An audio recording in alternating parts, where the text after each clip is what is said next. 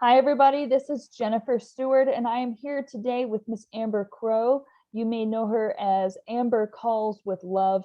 We all love her videos and all the great material that she puts out there. She's an amazing person, a great mom, a great businesswoman, and also is as real as she is excellent at what she does. And so that's a nice combination that I personally enjoy about Amber. And so, Amber, say hello. Tell us a little bit about what you've been up to lately and kind of what's changed in this seller's market with what's going on your calls.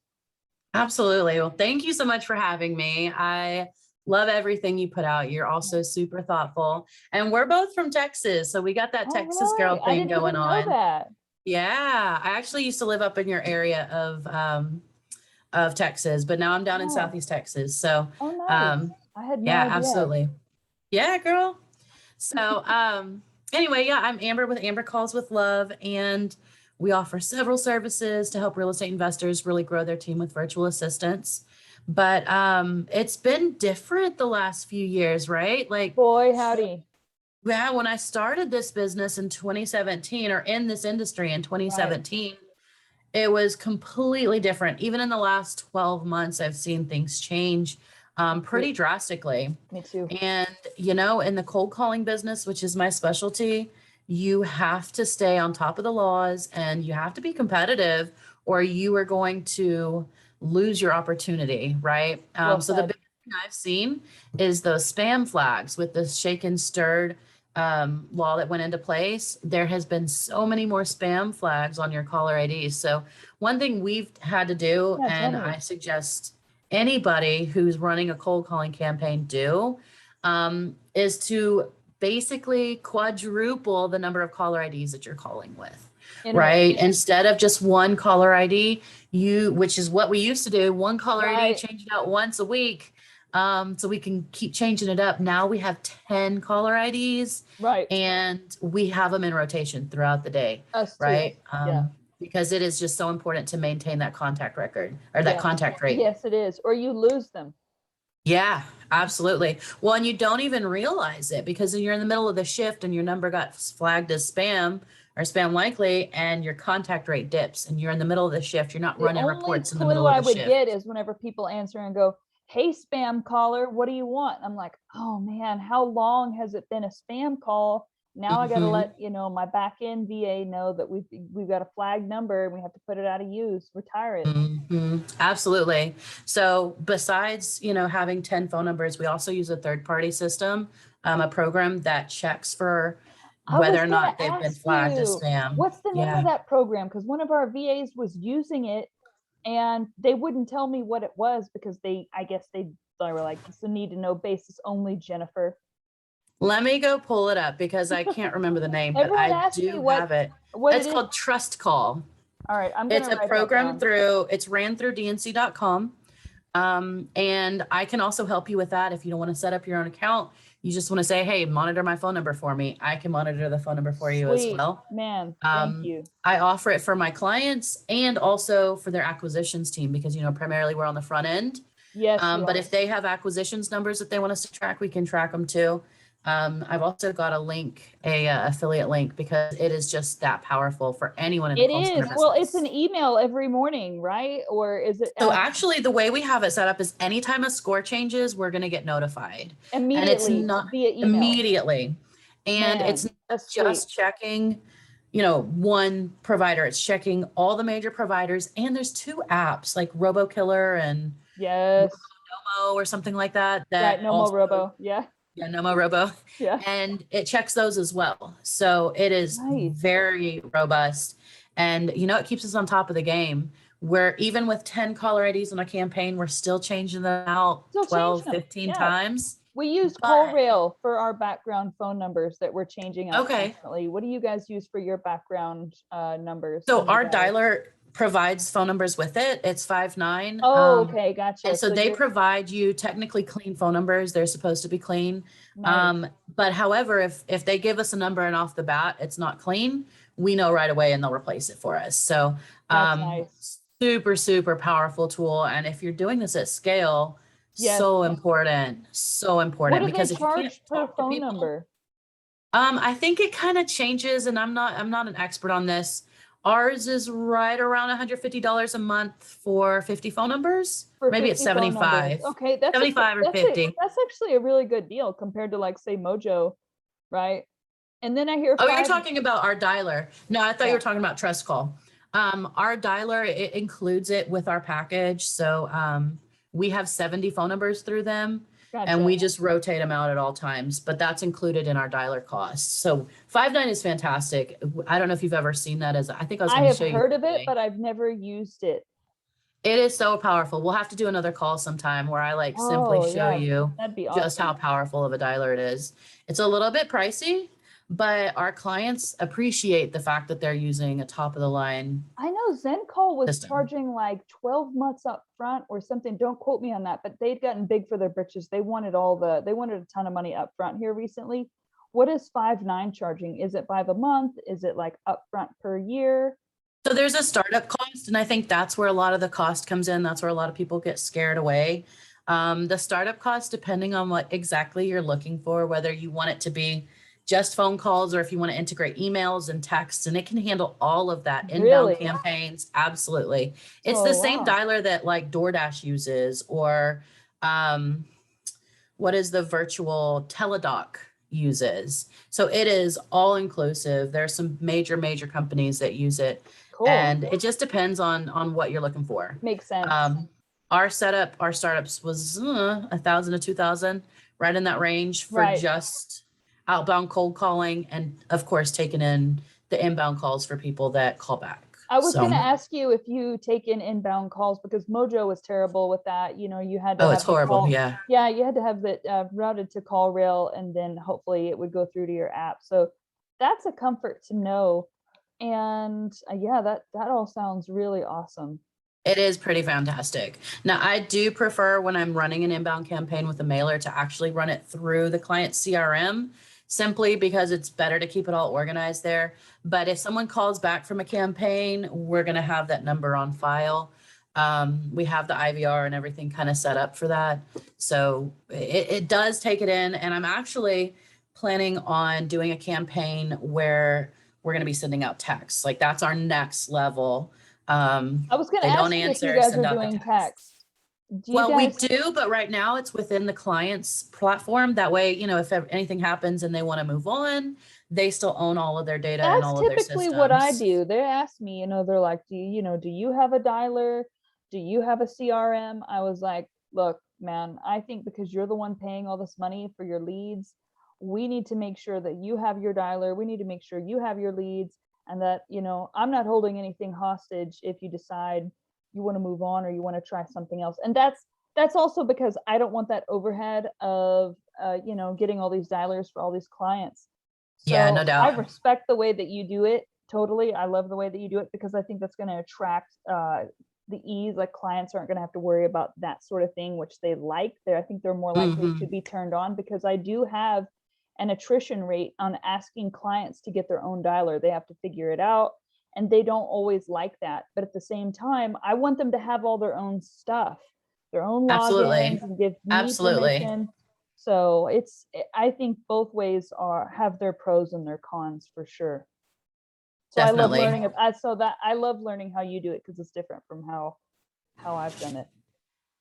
Well, I enjoy learning how other people do it too. I think there's a lot to be learned when you look at similar companies and say, well, why do you do it that way? Like, Yeah. explain it to me so I can understand, because, in the entrepreneur world, there is no wrong way to do something. Like, that's the True. beauty of what we're Well doing. said. So, That's very well said. I love that. All right. I think you're going to say something else, but you're such a wealth of knowledge that I just have been like a machine gun of questions. Was there something else you're going to say that I accidentally I think we got were talking excited? about the shake and Yes. stir Thank policies, you. and like the changes that have come through on the laws. Um, I will tell you. So besides the law changes, one thing that we've really had to learn to do is pivot. If we have a line in our script that's like, well, Mr. Seller, I'll be upfront with you. If a cash offer doesn't make sense, we'll be happy to talk to you about possibly buying your house on terms that we can agree on, Seller finance. taking over your mortgage, or helping Right. you find an agent to list it. So we have to cover all of Awesome. our bases because it's not a good world out there if all you're doing is wholesaling. And I saw that happening Mhm. pre-COVID, and then True. COVID hit and it just solidified it. What You better markets have were all your you bases in covered. where you were seeing that? Because I wasn't, the only market I was seeing that in, excuse me, was the New England market, where my one client out there had to have a brokerage arm. But everyone else was just throwing away their retail leads because they were so profitable. They didn't even want to set up a separate side of the business to deal with those. Doesn't that sound Wow. luxurious as heck? But now if you're not It does. monetizing Well, those retail leads, you're going to be out of business quick.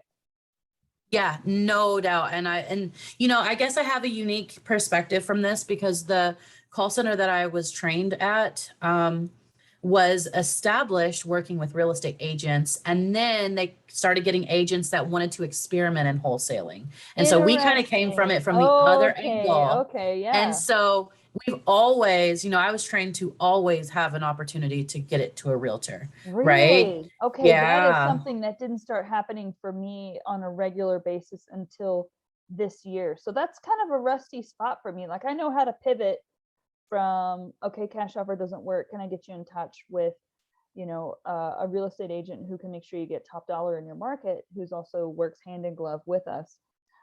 But, if I had to start out, like, a lot of realtors have come to me saying, hey, can you cold call for me? Can you set appointments? I'm like, no, honestly, I hate doing that because first off, they Absolutely. don't pay as well. And also everyone and their dog knows a realtor.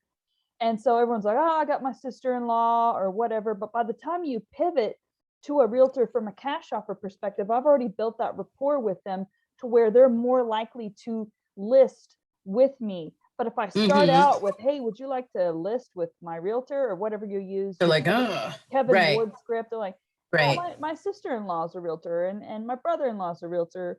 And if I use them, then they're going to hate me. It's going to make Thanksgiving really awkward. So I don't like cold calling for realtors. So I'd love I to will tell learn. you what, the trick, and Yeah. this is what I learned, Yeah. is to start with the cash offer script always, because 9 times out of 10, even when you start with the cash offer script or you open to an offer, they're going to start giving you cues that they really Yes. just want a listing, right? Their house is in great condition. They've done That's all these right. updates. They only want market value. That's right. And so then you take those cues and you put them in the right bucket. Right. So you still use the cash offer script, but you make it very clear. The other thing is it's a liability sometimes to be cold calling as a real estate agent. Yes. It's a lot easier to slide under the radar when you're cold calling as a local investor. So use that cash offer script, figure out what bucket they belong to, and then your real estate team, your retail team can come in and just approach it as if it's a brand new lead. Call them back. Like, that's one thing my attorney, who I'm happy to plug, Mr. Jeffrey Watson, was telling me about today, the TACP compliance. If I'm calling for my own wholesale company and I'm getting my license and I want to pivot to listing it or referring it to a realtor who lists it and I'll just get a referral commission, I need to say, hey, I don't want to step on any TACP lines. Do I have permission to give you a call back or have someone on my team give you a call back to discuss a retail offer? And then kind of give them the caveat, if they're not available, would it be okay if I give you a call back? That way, no matter what, you're not messing up those boundaries. too. Right. So yeah. Right. So and in our world, when we had a said. client, yeah, I'm sorry, I didn't mean to Not at all. Not at all. When we had a client that did both, we wouldn't even let the virtual assistant know the name of the brokerage. They only knew the investment information. So that never happened. The water stayed separate. And we did that on purpose. We let the follow-up team do the pivot, and because it's just a little bit higher skill level, right? It is. At the cold calling level, we just want all the information we can get, and we want to become their friend as fast as possible. That's right. So, yeah. And so I always felt like a little bit of a clown or a dog and pony show. Like, I got really good at entertaining people and to keep them on the line. Like I got to where it just naturally I entertain people. But then when you have to switch from that to a closer, that's a different ball game because people want to close with someone serious. And whenever you start out in a cold calling role and I'm making them laugh and I'm telling them jokes, and I'm joking about whatever I hear in the background, it can be a little bit challenging to pivot from that to the expert to the closer. And so having the two-step process of cold caller and then a closer, I think can help separate. You can get the knowledge, but then still maintain the respect. Is that something that you feel like you could maybe you could see or could relate to? Dude, totally. There is a reason why our cold callers, and we call them qualifiers, because we actually, since we're working with Yes. VAs in the Philippines, our qualifiers, our second level VAs, they're not always closing the deals, right? They can present wholesale offers, but some of that creative financing negotiation and all that needs to happen with someone local. It's just a trust issue, right? Yes, well said. So our cold callers they're really good at getting people to like them. That's Right. And you awesome. have That's to such a do hard that. skill. It is a hard skill, but I'm It's a really good hard at it and I skill. love Yeah, to I know teach. you're good at it. So I do well. I love teaching that. And it's one of my joys. I would do it for free, basically, right? Yes. And so they're really good at getting people to like them, using their tonality and building rapport. That's one thing I'm going to be teaching soon to some teams, and I'm wondering if I can translate it culturally. So it encourages me that you're already doing that, because I was wondering, how can I teach that cross culturally? People are asking me to teach it, and so yeah, that's You awesome that absolutely you're doing it. can. You absolutely can. And if you need any pointers, let me know. I'll be happy to help. Thank you. I Or I may love just send them your way, because they're, I mean, the Yeah. only reason why I agreed to do it was because I was just so inundated with requests and demands. And I was like, it was like peer pressure, if everyone Right. around you is, doing something, you're finally just like, okay, fine, But I was like, how am I going to teach the VAs to put on that dog and pony show whenever there may be some cross-cultural challenges? Because I was telling one client about how different it is in the Philippines in terms of culturally, and I won't get into those details, but I do understand some of those differences from my studies and my social psychology professor being Asian, and just kind of the independent versus interdependent cultures, and not wanting to offend anyone, not wanting to ask a lot of personal questions. Like, all of those things are the opposite of what a cold caller needs to be. Culturally, they're Absolutely. trained to be the opposite of what we need to be, even Americans. And you have to put up with things like them saying, like, get a real job, you're a loser. Like, I Do you mean, see a sign in my yard that says it's for sale? Yeah. All those things. yeah. Sure. I will tell you, one thing I've learned about Filipinos and all Asian cultures, really, they love to sing. So if you Are you take it, serious? oh my gosh, yes, some of the best karaoke artists are in the Philippines. Like, look it up sometime. They're like freaking fantastic. Sound just like Shania I had Twain or no Whitney Houston. idea. Yes, it's fantastic. Well, I also love to sing. So I take it back to its voice acting, right? We're going to Yeah, pretend true. that you're playing a character and That's there's a 100% what cartoon. it is. Yes. And that is exactly what it is. And so I teach them how to voice act. And it's all about where you put the spaces and if you go up in your inflection or down in your inflection. That's And if you awesome. break it down that simple, you can learn anything. It's just like learning a song. And you're Yes, going to that's so sing it in the style true. of Shania Twain, it has a certain twang to it. Right. And so they really do understand that. They get it. Even the ones that don't necessarily sing, because it's such a cultural thing, they get it. So That is a fascinating hack. I hope everybody watches this video to see that, because yeah, I'm seriously getting hit up left and right every day. Like, can you train my VAs? And I'm like, I don't know how to translate what I do. Like, whenever I had to make a presentation, it was like, someone, I want you to make a PowerPoint for how you get out of bed every day. It's like, okay, well, I lift my left leg up at like the hip joint, and I bring it up at a 90-degree angle. PowerPoint. That's one PowerPoint, right?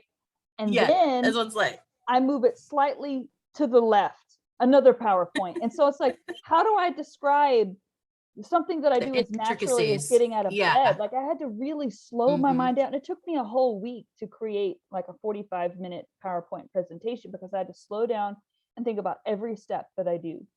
And it was good. I mean, I got, good feedback, but it's hard to translate what you do so naturally to someone It really else. is. I've always I was raised the oldest of 12 kids and I was Oh my homeschooled. And gosh. so Yeah. So my upbringing, Oh my like God, I've always been a amazing. leader. I've always been a Yes. teacher. I've always actually been the right hand, not actually head of the whole shenanigans. But I always had to, read the room. What's going on? How can Yes, I with be a of big family, service? you have to read the Yeah. room.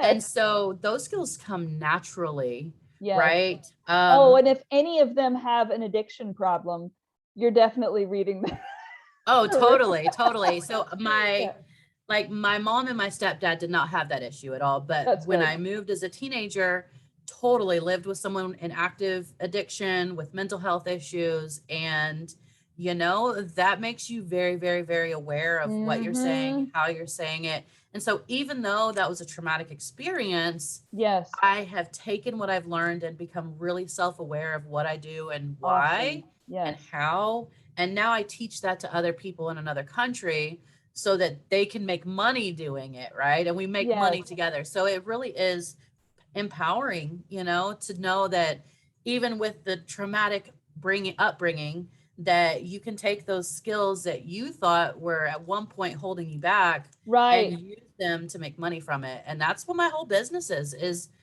my VAs are so awesome because they know how to communicate empathetically. They are so good. I teach them tactical empathy. That's in Chris Voss's book, Oh, Never Split the nice. Difference. Yes, I And we love that break book. it Yes, down. yes.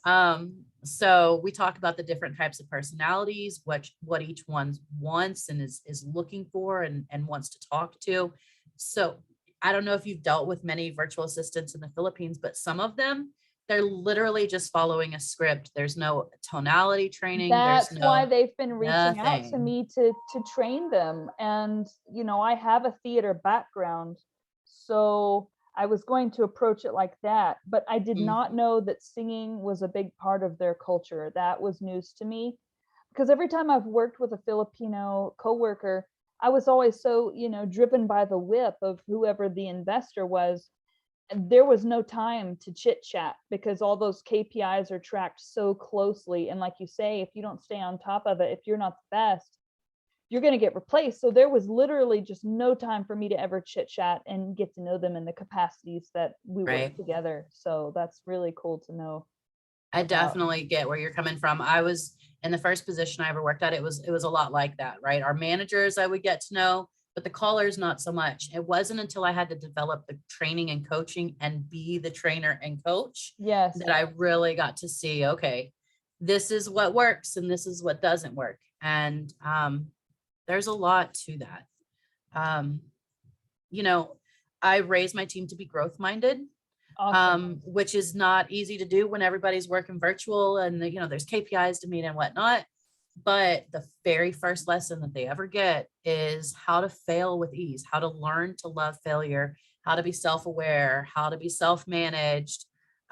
Because I want them to feel when they're working for me that we're learning together, we're growing together, and we're gonna mess up along the way, right? You Sure. can't you Yes. can't learn a song and the first time you hear it, you're able to sing it on tune perfectly. You're That's allowed to mess right. up as you go. We have the same goal in mind, so Yes. um, that is one of my favorite things. So um, it really helps. It really does help to train them. Well, I think instead of training my own, Amber, now I'm just going to have to outsource that out to you. Do And it. We're starting a course. I'm hoping to have it ready by January, but I have all the course contents put together. I've recorded it. I've trained multiple teams. I do mentoring and just online real estate virtual assistant training. And so I'm hoping to get it up as a course here by January so you guys can just purchase it and have that it. is great because I'm trying to outsource as much as possible to other people who are the best at what they do. Like I've got a dispo person and I've got a great acquisitions person. And I was kind of looking for someone to do full-time cold calling. If I couldn't find anyone awesome, I was going to do it myself because that's what I did forever and ever. And but obviously that's not always the best way to spend your time as the business owner. And so So like true. my friend JD Mead said, he's like, Jennifer, we talked about instead of having employees, you have people who are running their own businesses in these spots. Because like I made a post about with employees, they often we exploit them to the point of suppression. and while we make a fortune, right? And we try to keep them captive to us often, and we force them into like multiple meetings per week and just run them through the gauntlet. I've been on that side. I've been in other teams that were doing that. So I'd rather just take people who feel free and like, hey, if this is your business, have multiple clients. I don't want to keep you captive. This I is, love that. this is what you're really good at. You're really good at dispo. You're really good at acquisitions. I'll give you X amount to close. Meanwhile, I'm just supplying the marketing. I'm just buying the marketing. Like, here you go, guys. Make it That's happen. beautiful. Outsource the transaction coordinator to a full-time transaction coordinator.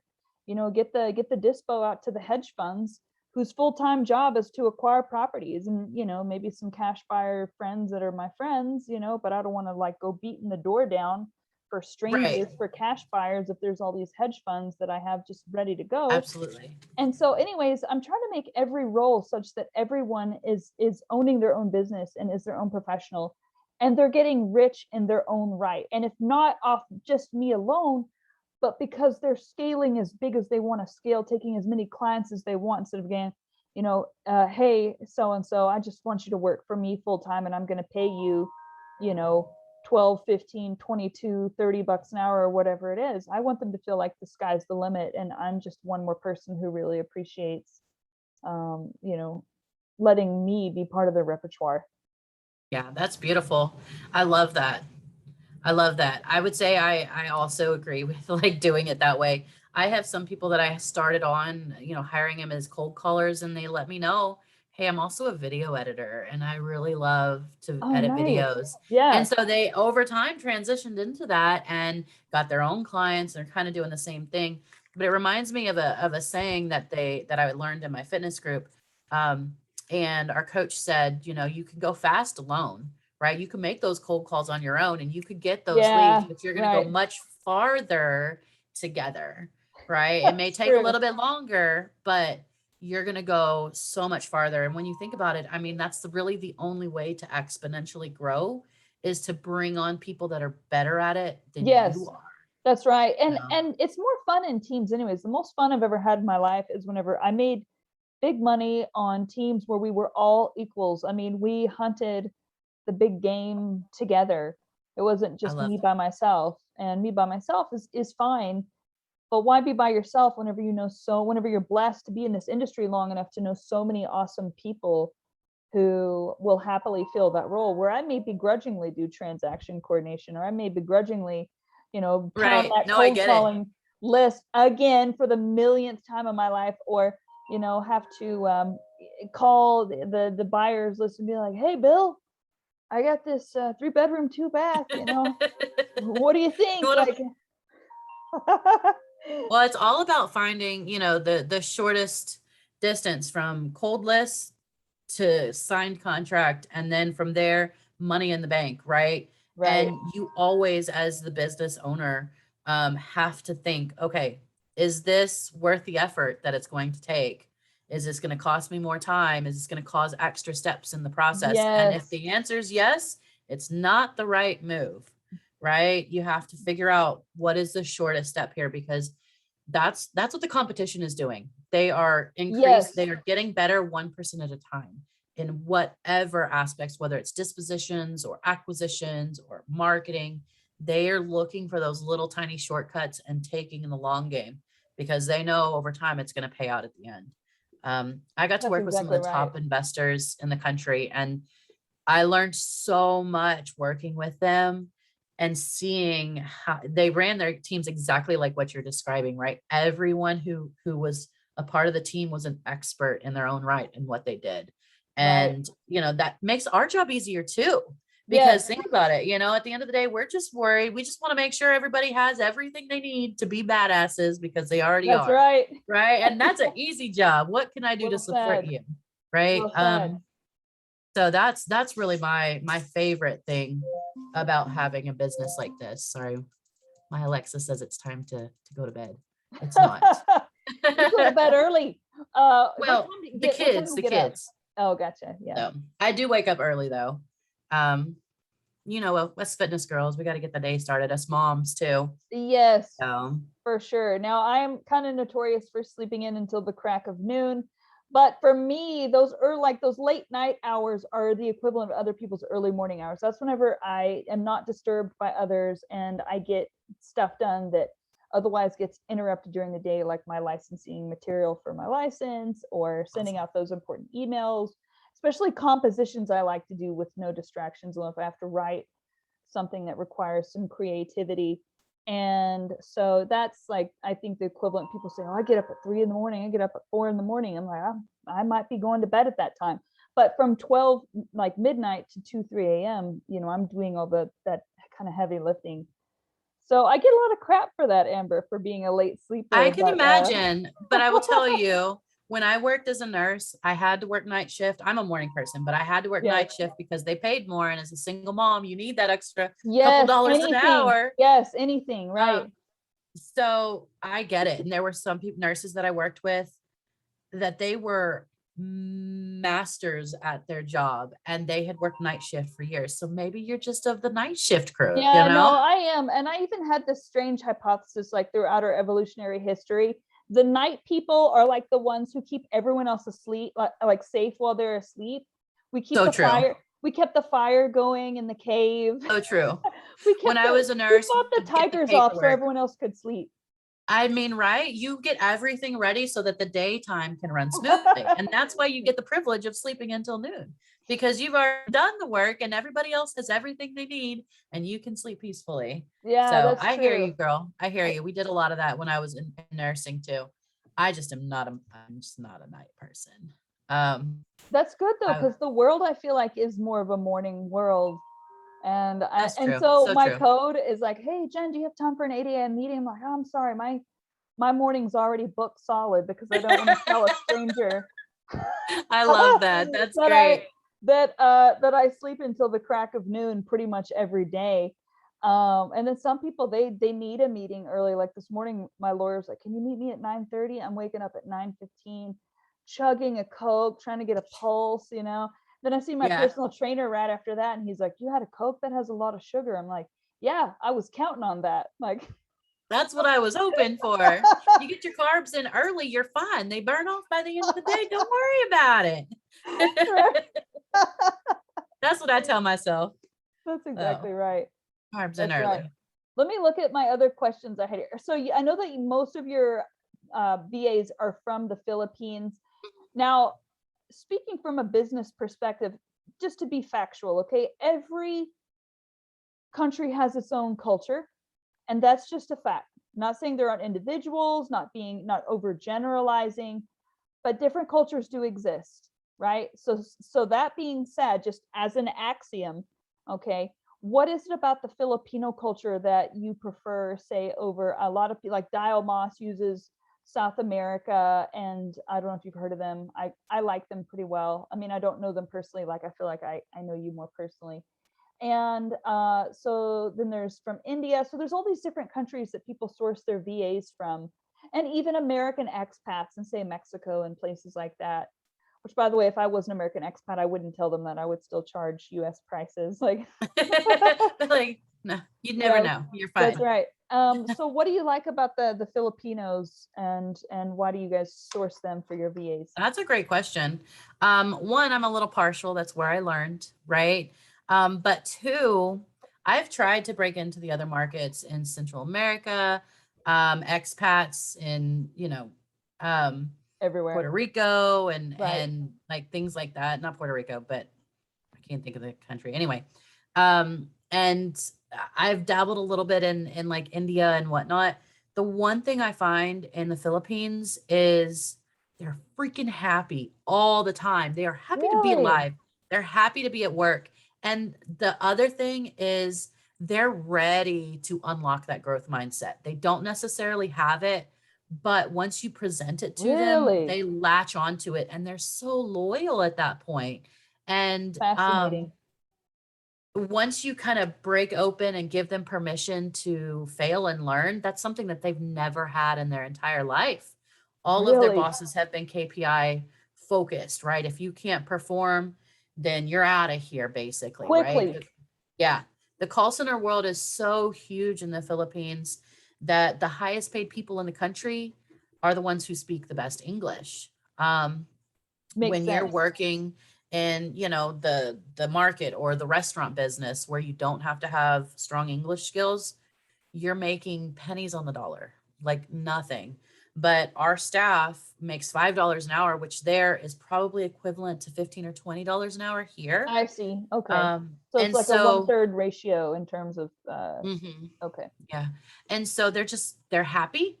And once they if they're ready for that growth mindset and they really latch on to that, like I want them to, then they're loyal and they're happy to work. They're eager to please. And they have permission to learn and grow, which is a big deal. I do have one VA from Egypt, and Oh, I don't know if cool. you've ever worked with anyone there, I but have not. their English is fantastic. And She was a Pakistan personal too. referral. They do Yeah, Pakistan's not too bad. they do I like English from like age 5th grade, I was told, until all the way up through college, even master's level. So, and their that's pretty education is good. only in English. Like they start out in Urdu from like kindergarten or the equivalent of kindergarten to 5th, and then at 5th grade they 100% switch to all of their instruction is in English. So, Wow. but Can the you accent, imagine if they tried to do that here in America? Like just teach everyone Spanish in another, like we would fail. and not to get weird, okay, but I whenever I learned that they had to learn to speak English starting in the 5th grade, and all of their instruction is like, that made me feel the word, and I know it's a charged word, but I really can't think of it.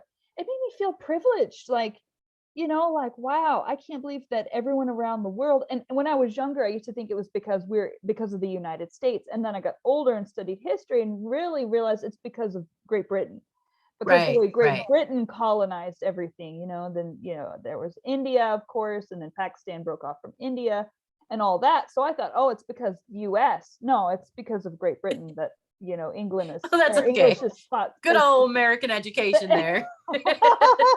yeah, no, it was college that taught me, Hmm. that it was actually Great Britain that made it so English is really a big language. So we haven't done nearly as much colonization as they did, if I understand correctly. But our cultures imported or exported a great deal, our Hmm. movies, all that. So so you were telling me about the guy from Egypt. Yeah, so one of our VAs is from Egypt. She is fantastic. I haven't really broken into any others in Egypt, but I would love to get started. It's a little bit different when it comes to paying them. It's very strict. You have to basically our VAs in the Philippines, we pay them weekly, right? In Egypt, we have to go monthly because if you have so many transactions in a year, they're going to start coming down on you pretty hard. But I love working with people in the Philippines because they're happy, they're loyal, and their English is really good, especially if Yes. they're open to coaching. That's one thing I'm absolutely blown away at. When you teach it to them like a song, they get it, they understand, and all of a sudden, That's you fascinating. won't be able to tell that they're not from the US. That's really And fascinating. another cool thing is, granted, they don't speak Spanish, but the Spanish colonized the Philippines for several hundred years and enslaved them, which Really? is Are you part of why they have serious? that culture. Yes. So I Tagalog, didn't which is know their that. national language, is very similar to Spanish. So Huh. I'm half Mexican. And when I, occasionally spurt off a phrase in Spanish, they're like, oh my gosh, I know what you said. And we teach all of our agents the line that says, I'm sorry, I don't speak Spanish, but I'll get someone to call you back who can. And they learned it like that. And their accent is impeccable because it's a lot like Tagalog. Isn't that cool? That is super cool. I did not know that about Filipino history at all. That's I didn't fantastic. either till I started working with them. That's very interesting. Isn't it? There's so much, like, everything is knowable, but the human mind has limitations. Like, we can only know so much, and we certainly only have so many hours in the day. And then, of course, we get old and we forget way more than we ever learned, it seems like Oh, no sometimes. doubt. So I don't even want to think about all I've forgotten. I know my oldest is in algebra 1 right now, and that looks like I Greek. I don't recognize yes, it. I They've got the know. slopes and the lines, and I'm just like, you're on your own, kid. Sorry about your It's bad been too luck. long. We never It's been used too it. long. Yeah. I never Well, used not it. like that. I know algebra, right? Because I Yeah, do it when we're coming up with our costs. And, I use it, but I don't put it in a formula. I don't need a right, formula to use it. So right. anyway, Don't hire us for accounting is basically what we're saying here. Exactly. Yeah. Or financial projections beyond KPIs. Yeah, and don't ask me to graph anything on a graph. I can't do it. Yeah.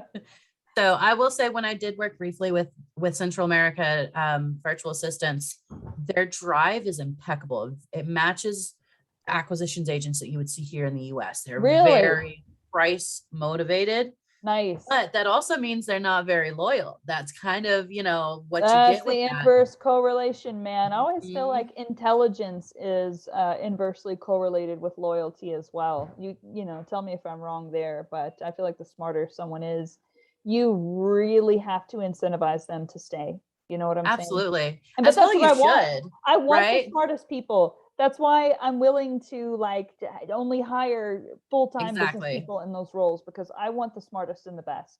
And I No want to be doubt. worthy of that. Okay. Not just have them and Absolutely. then me just be entitled to their awesomeness, but like be Absolutely. worthy of that from them.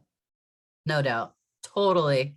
Totally. Because and that's one thing I've learned when when we were struggling to maintain our retention rate with our clients, when we were struggling, VAs were not being as loyal as we would like them to. They were off and leaving.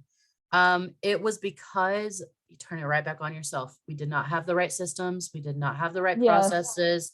We didn't do our job well enough for them to want to stay. It always comes back to, well, what environment did you have them in? Because people that are happy will not leave. There is a sense of loyalty there. And that's been a huge learning moment for me. And one thing that I think I had to kind of learn the wrong way. I had to learn the hard way. And so when I started my company in January, that was huge to me. Company culture was everything. I'd learned what not to do. Right. And so that's where I came from. And I put it together how I would want it. That's awesome.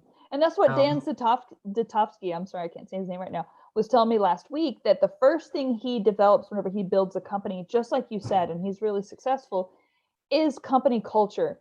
And I never thought about that. I was, believe it or not, for once too logical. I was like, well, if I put the money in place, put the systems in place, make their job easy, they'll like it. But the reason why I didn't put corporate culture out there is because I pictured cheesy stuff from Office Space, like, Hawaiian shirt Friday, and, bring your kid to work Tuesday, and, luau, like, you know what I'm saying? Like, absolutely. The potluck. Yeah. I didn't want anything cheesy like that. And that's what I had in my mind with corporate culture. So it was kind of the, take what you like and leave the rest. Here's the money. Here's your paycheck.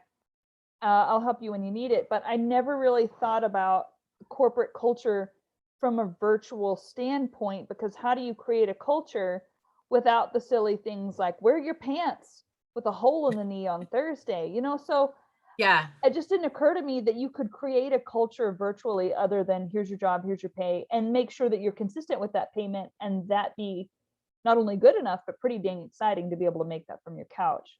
So what are some things that you do to create a corporate culture in a virtual setting? Because that sounds like a real challenge.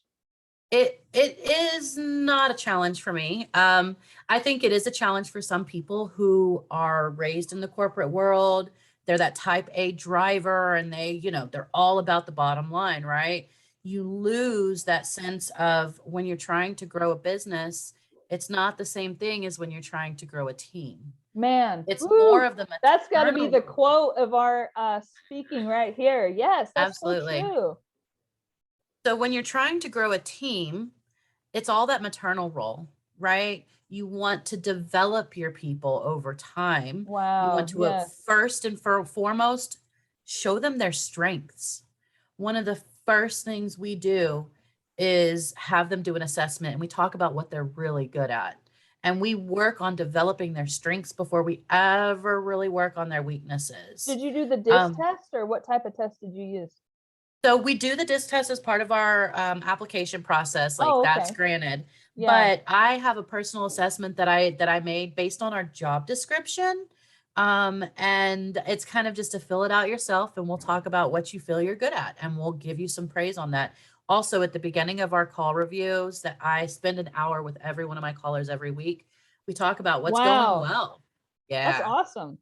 But I will say it's all about, even when I'm doing training on onboarding, the first thing we talk about is self-awareness. how to be self-aware, how to be Ooh, that is self-managed. tough. Or you're gonna Break run it off. You're in. gonna run off all the folks who don't want to look at themselves. Which I love looking at myself. Or I wouldn't have been a psychology major, because I know that the key to success is emotional intelligence. Period. Like, you can be a genius, but without emotional intelligence, unfortunately, you're not going to go very far. I know someone who's brilliant, but is like a corrections officer at a prison, and that's, you know what I'm saying? Like, they just couldn't get, Yeah.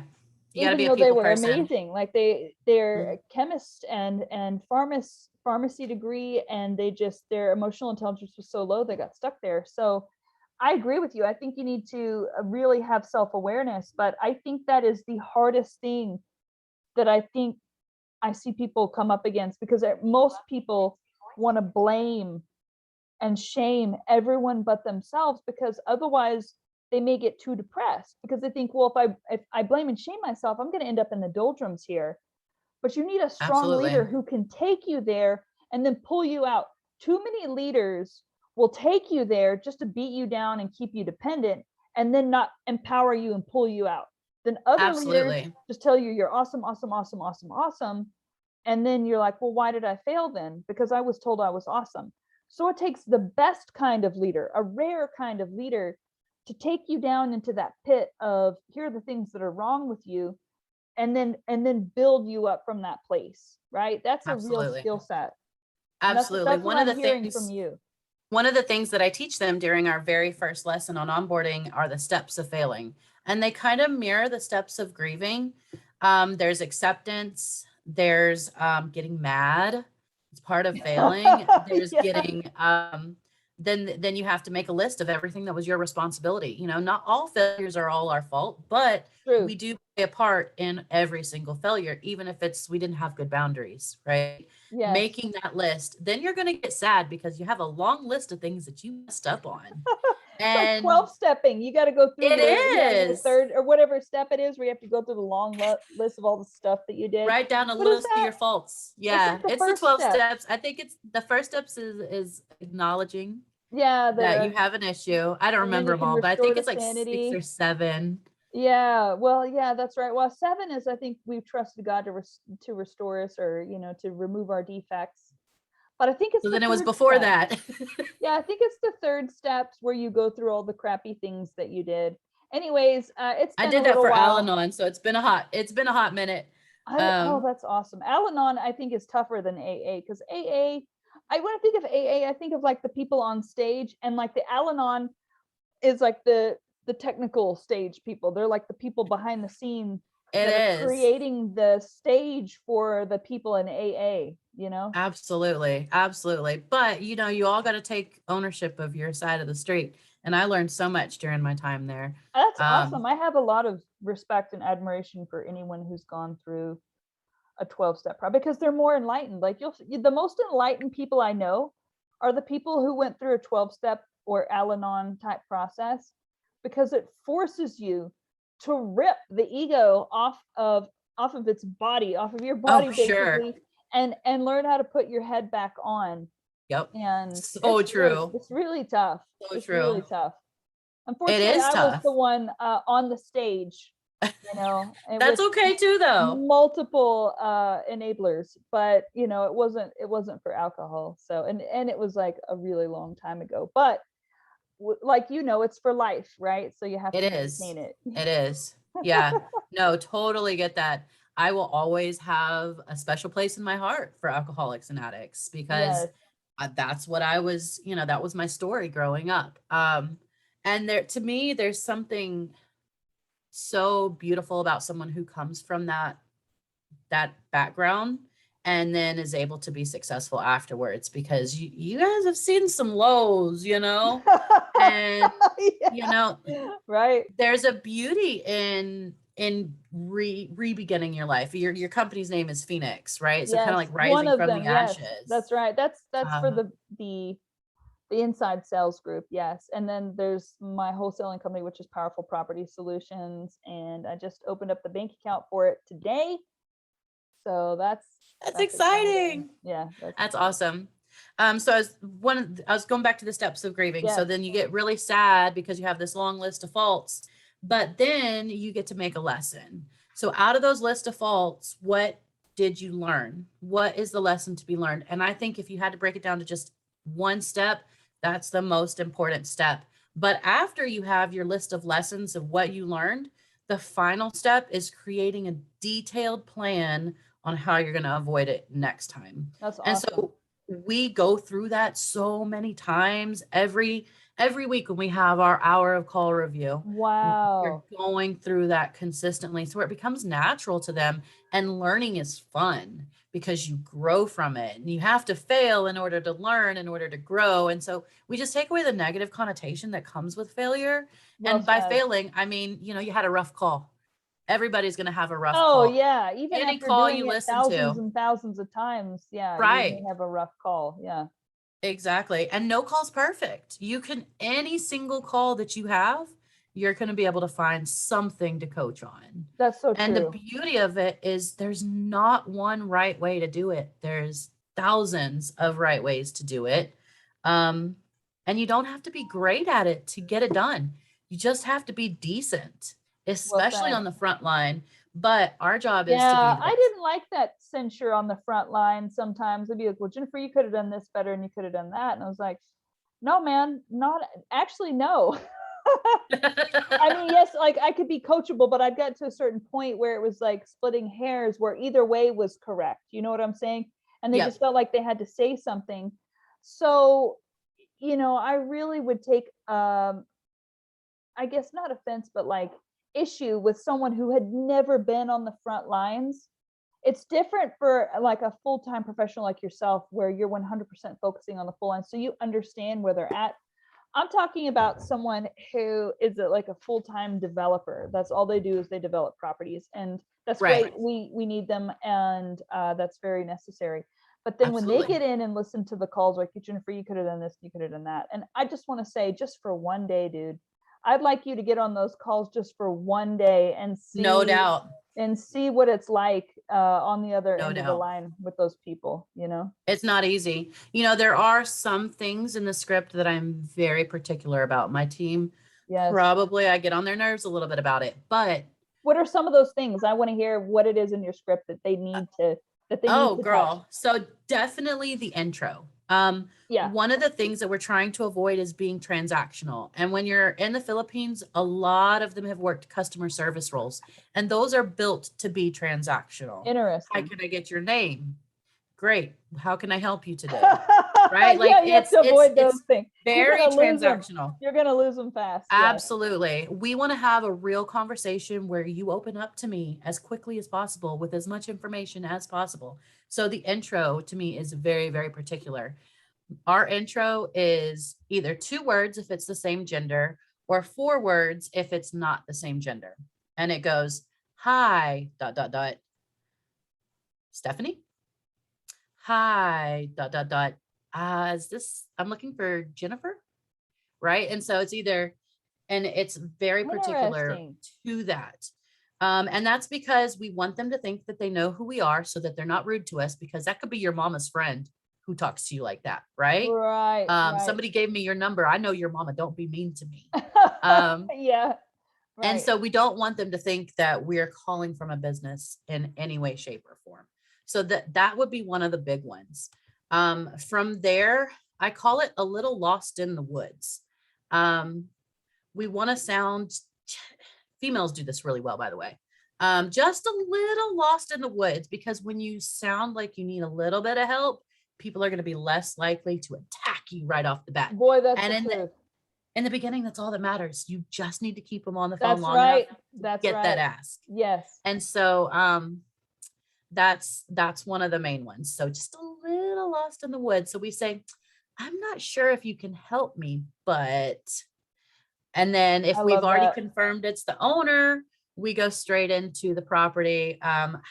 I'm a local investor. I'm looking to buy another property in the area. I'm just curious if you would be open to an offer. We don't ask, are you wanting to sell? Because that's so direct. That's like going on a first date and being like, yo, when are we getting married? I would run, right? So we're just wondering, are you open to an offer? It's beautiful. And I love it. That again is really big. I can't tell you how many calls that I've coached on from other clients coming to me for call review sessions where they were saying, calling about your property over on 123 Main Street. I'm interested if you want to sell.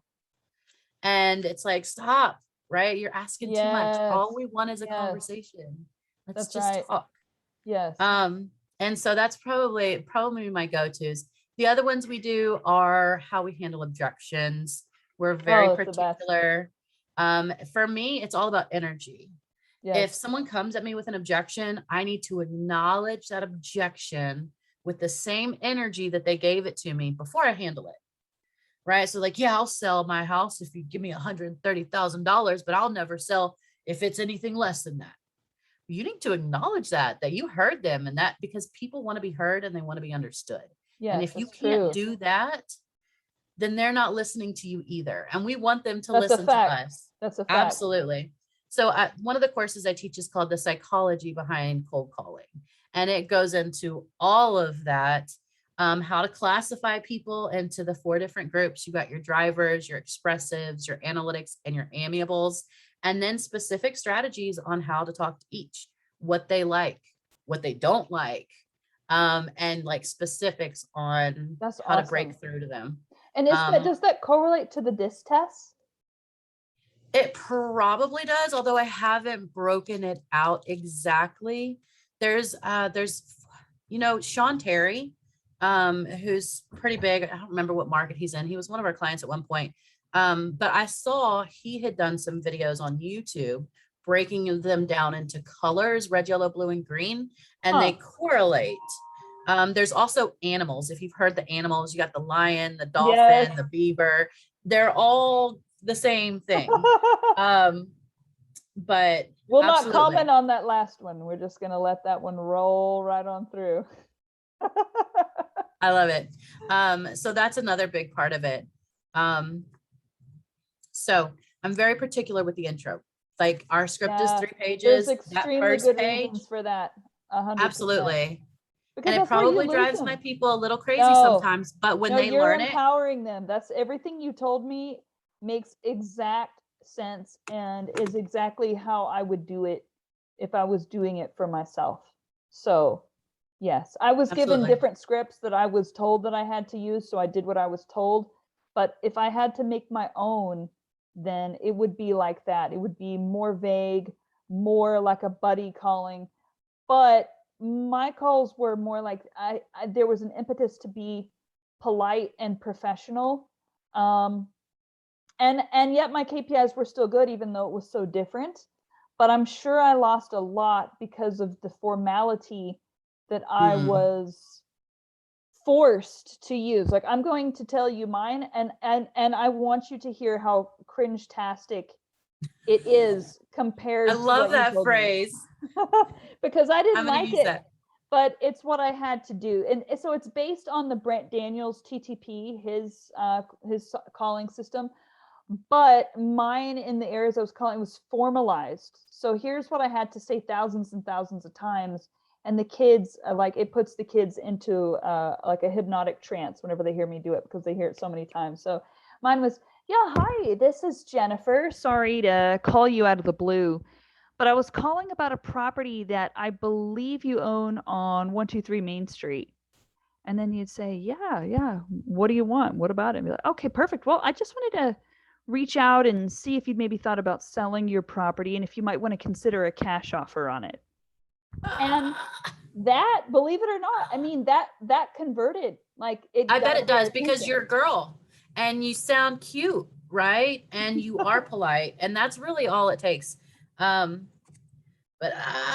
yeah, it's long. Yeah, it's long, and there's a lot of room for, whereas Brent Daniels, he would say, instead of "may I speak with Amber," it was, "Hey, is this Amber?"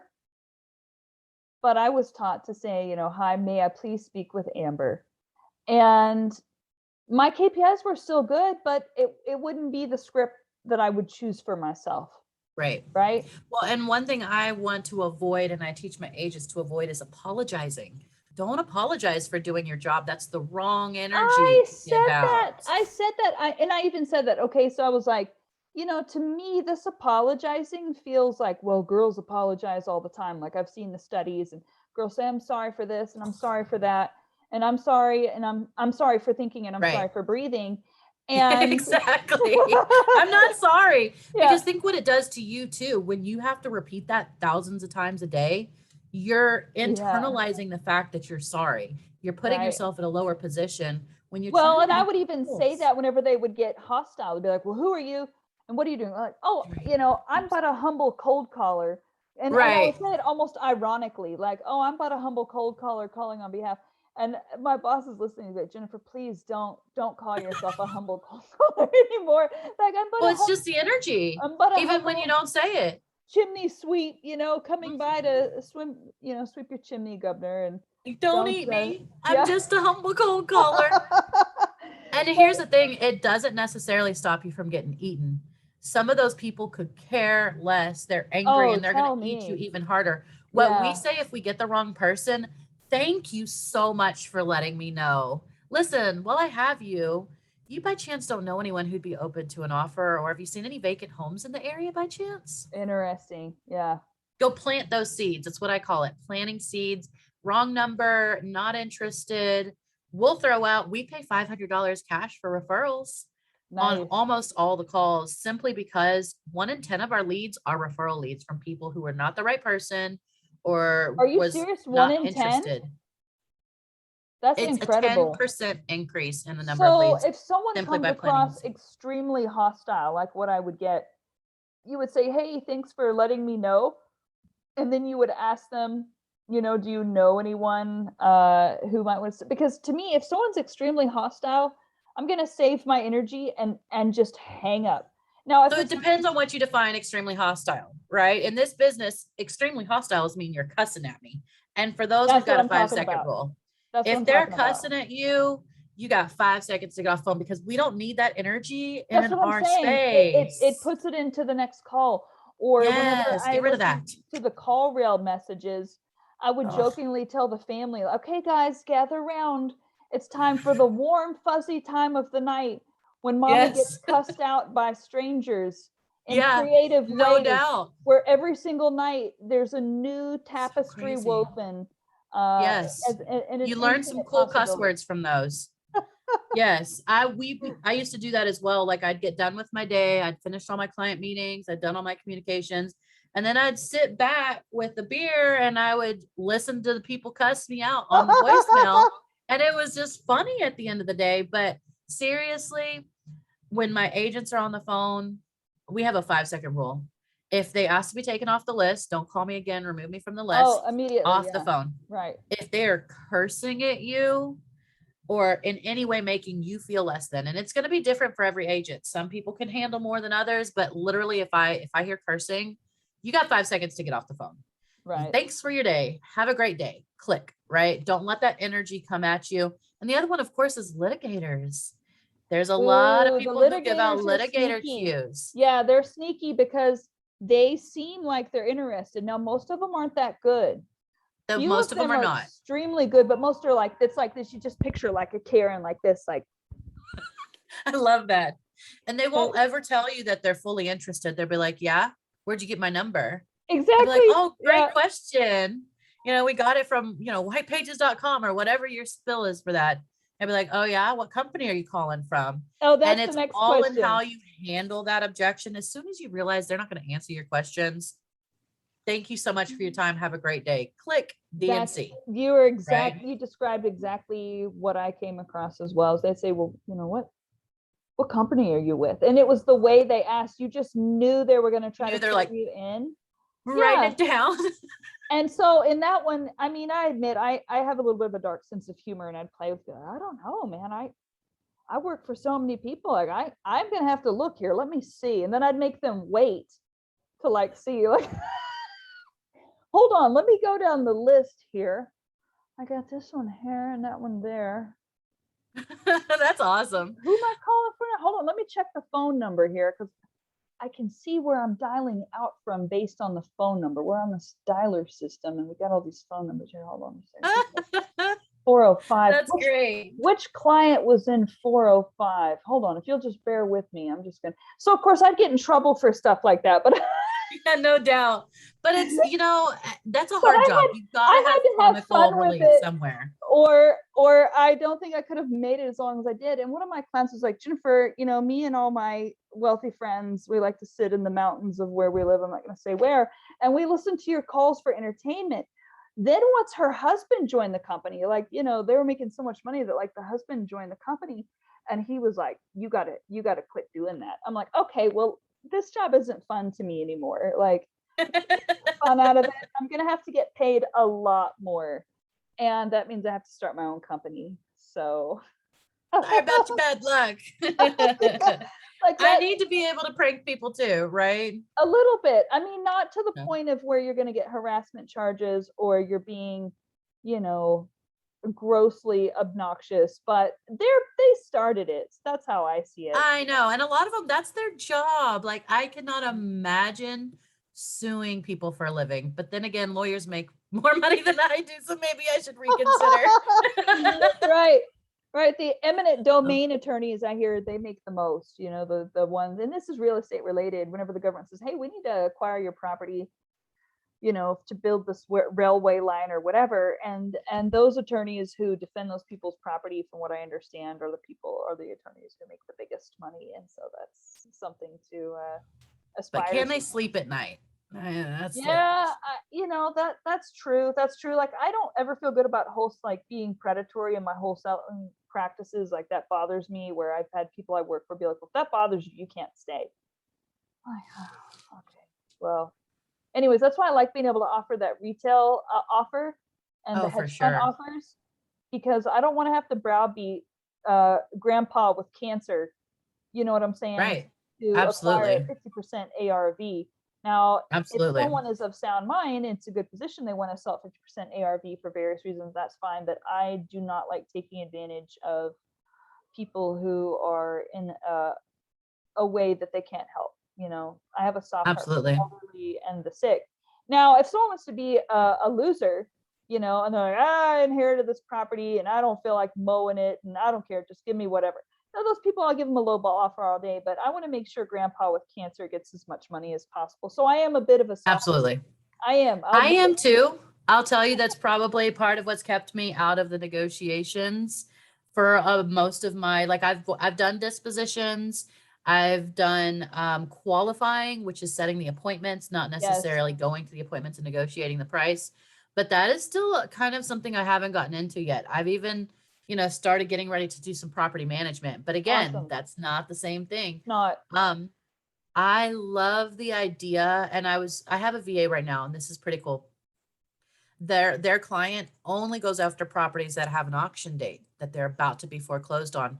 But he is so good at his job, and he doesn't see it as a let me lowball you. He's like, I understand you're going through some stuff. Have you ever seen those videos where it's like a guy standing with a blindfold on and he's like, free hugs if you're having a bad day, come get a Yes. hug? Yes. In New York He City, is that's like that such a New York City person. thing. Right. He's calling them and he's giving them this welcome hug. And when he hears that they did get the auction stopped, he congratulates them. And he's like, I'm so excited for you. I'm glad you were able to get that turned around. Listen, if you ever get into a situation like that again, let us know and we can help. And so, even though he is cold calling, texting, emailing, and social media messaging, Right. all of the people related to the person that is being foreclosed on, it's a huge list of people attached to that property. He's doing it not with the ROI in mind, but with hey, how can I help? I understand you're going through some times, I and think everybody that's is. how we break through ceilings and ambition. Like, I'll find, for me to break through to the next level of success, I have to drop a level of selfishness and cynicism. And I have to Absolutely. make it more about the other people, because if I let my ego or anything that's not in a light or positive fashion anchor itself in my mind, I'm going to be stuck in that place. And so what he's doing, I think, is more likely to propel him to success and not the other way Absolutely. around. So we have to have a Absolutely. conscience, but we have to have a conscience with KPIs. Obviously, you still want to have really good processes that monetize, but if you mix those processes and those strong KPIs with having people's best interest in mind and how can you genuinely help people, you're going to be massively successful, I think. Absolutely. You have to, that's one of my favorite things about this business is, yeah, there's a lot of systems, a lot of processes, a lot of different platforms, a lot of automation, but that doesn't matter if your message isn't what you need it to be. If your message is not, I'm here with open arms to help you in any way, shape, or form, whether you need a cash offer, yes, take over your mortgage, seller finance, or you need a realtor. Maybe you just need a handyman. I know a few, I can hook you up, right? You need your Right. house cleaned out. We can help with that. You know, if you need a tree cut down and that's all we end up helping you with, I'm here to help. We provide solutions. Regardless of what the problem is, those guys are my favorite. And that's the difference. I would say in someone who sees slight success and kind of gets lucky in this business versus someone who builds a company that takes over their market. It's because they're able to help the most people. And that's Well hard said. to keep sight of when you're so focused on your ROI.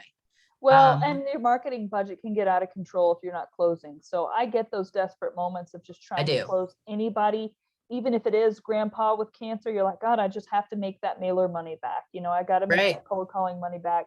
I Heck, get I've it. got to pay my taxes, you know. Mhm. Yes. Yeah, I mean, I because the It's market's a not balance, real. right? But I think that's where I come in, and you too, right? With the right messaging. They can stay ROI focused. We focus on the message, right? And so it's a hand in hand combination. Um, But back to the sorry thing, right? So I brought that up whenever I was first given the script, right? yeah, And they said, well, I don't care what you think. They literally said that. I don't care what you think. I want to know, how does it convert? Does it convert? Are you getting, 10 leads per hour back then, which was the metric? Because I started a long time ago, right? yeah, So 10 leads per hour was, excuse me, no, that's 10 contacts. Oh my gosh. Okay, it's late for me. That should make more sense, right? 10 yeah. contacts per hour, 1 lead per hour. Maybe I got 10 leads per hour on a rare day, like the day right after Christmas, everyone's home. That did happen once, but let me tell you, that was just once, Amber. So anyways, 10 contacts per hour, 1 lead per hour, right? And that's all they cared about, because that's what some guru had taught them. That's where the cold caller needs to be in terms of metric. And this Well, is and the here's the script we thing. use. If you're not hitting your KPIs, you got to look at your data. You got to look at your skip tracing. You got to look at your dialer settings. So You got to many look at things. all of that before you look at the caller. It's easy to put the blame on the caller because they're the And they only do. person, That's right. but there's so much more to it. And because I come from the nursing field, when I learned this industry, I learned how to do a head to toe assessment of the whole marketing channel. And it starts with, what kind of data are you buying? If you're buying the same list as everybody and their mama, guess what? You're going to have a lower contact rate, have a lower Absolutely. conversion rate. Lower. If you're Yes. buying the cheapest skip tracing out there, guess what? You're going to have to pay the price for that by not Yes. having as many quality phone numbers. And if you buy quantity of phone numbers over quality phone numbers, the dialer's going to be working so hard just to find a contact that you're never going to get the conversion rate that you want. Makes That's sense. one of the things we're struggling with right now with one of our campaigns is we had 10 phone numbers per contact and we uploaded all of them. Woo, because you got brothers, uncles, ex-wives. No, here's the thing. Half of them aren't even working numbers. The dialer is working so hard weeding through those non-working numbers, Yes, and the ones that just ring and never answer, that our contact rate was only half of what it should have been. And so therefore our conversion rate, even though she was good, she's a good caller, right? it's lower than it needs to be, because if you're not talking to people, you can't convert them. It's that simple. Right. Yes. That simple. And so there's so much to look at. It's, even if the caller does have issues, it's usually not 1 or 2 words in the script. It's usually energy, a data, skip tracing, or even sometimes a dialer settings. If you've got your disposition set up to where you're calling people 3 times a day, guess what, buddy? You're not going to get that call answered, right? Especially from the same phone number. Oh, no doubt. And back when we first started, like, that was all we did. That's all we knew. Yeah, we changed it out once a week and we were doing good. So there's so much more to it. And here's the other thing. Just because we find someone who says they might be open to an offer doesn't mean that lead's going to convert. If you don't have a strong speed to lead system, Yes. if you don't have multi-levels of marketing going out to that lead, That's a right. welcome email, a text, a ringless voicemail, if you're not calling them back right Multiple away, touch points. Yes. absolutely. What are you doing? You're wasting your money. And so one Uh-huh. of the things that I coach, when you start a calling campaign with us, we have to do weekly meetings, because as soon as you turn on those leads, you realize, oh, I thought I had a sales funnel. This is more like a sales colander, because the leads are spilling out everywhere. There's so many holes in it. So we have to patch that up before they're going to ever see ROI. And a lot of people don't even understand what an email drip campaign looks like, right? Or a lot of the clients that come to us, they're just now getting started with the CRM. And it's just a contact Yes. database. It is not a drip campaign. And you Right. have to have some of that in order to convert Yes. these leads. That's Otherwise, right. you're just getting lucky. And that'll only take you so far.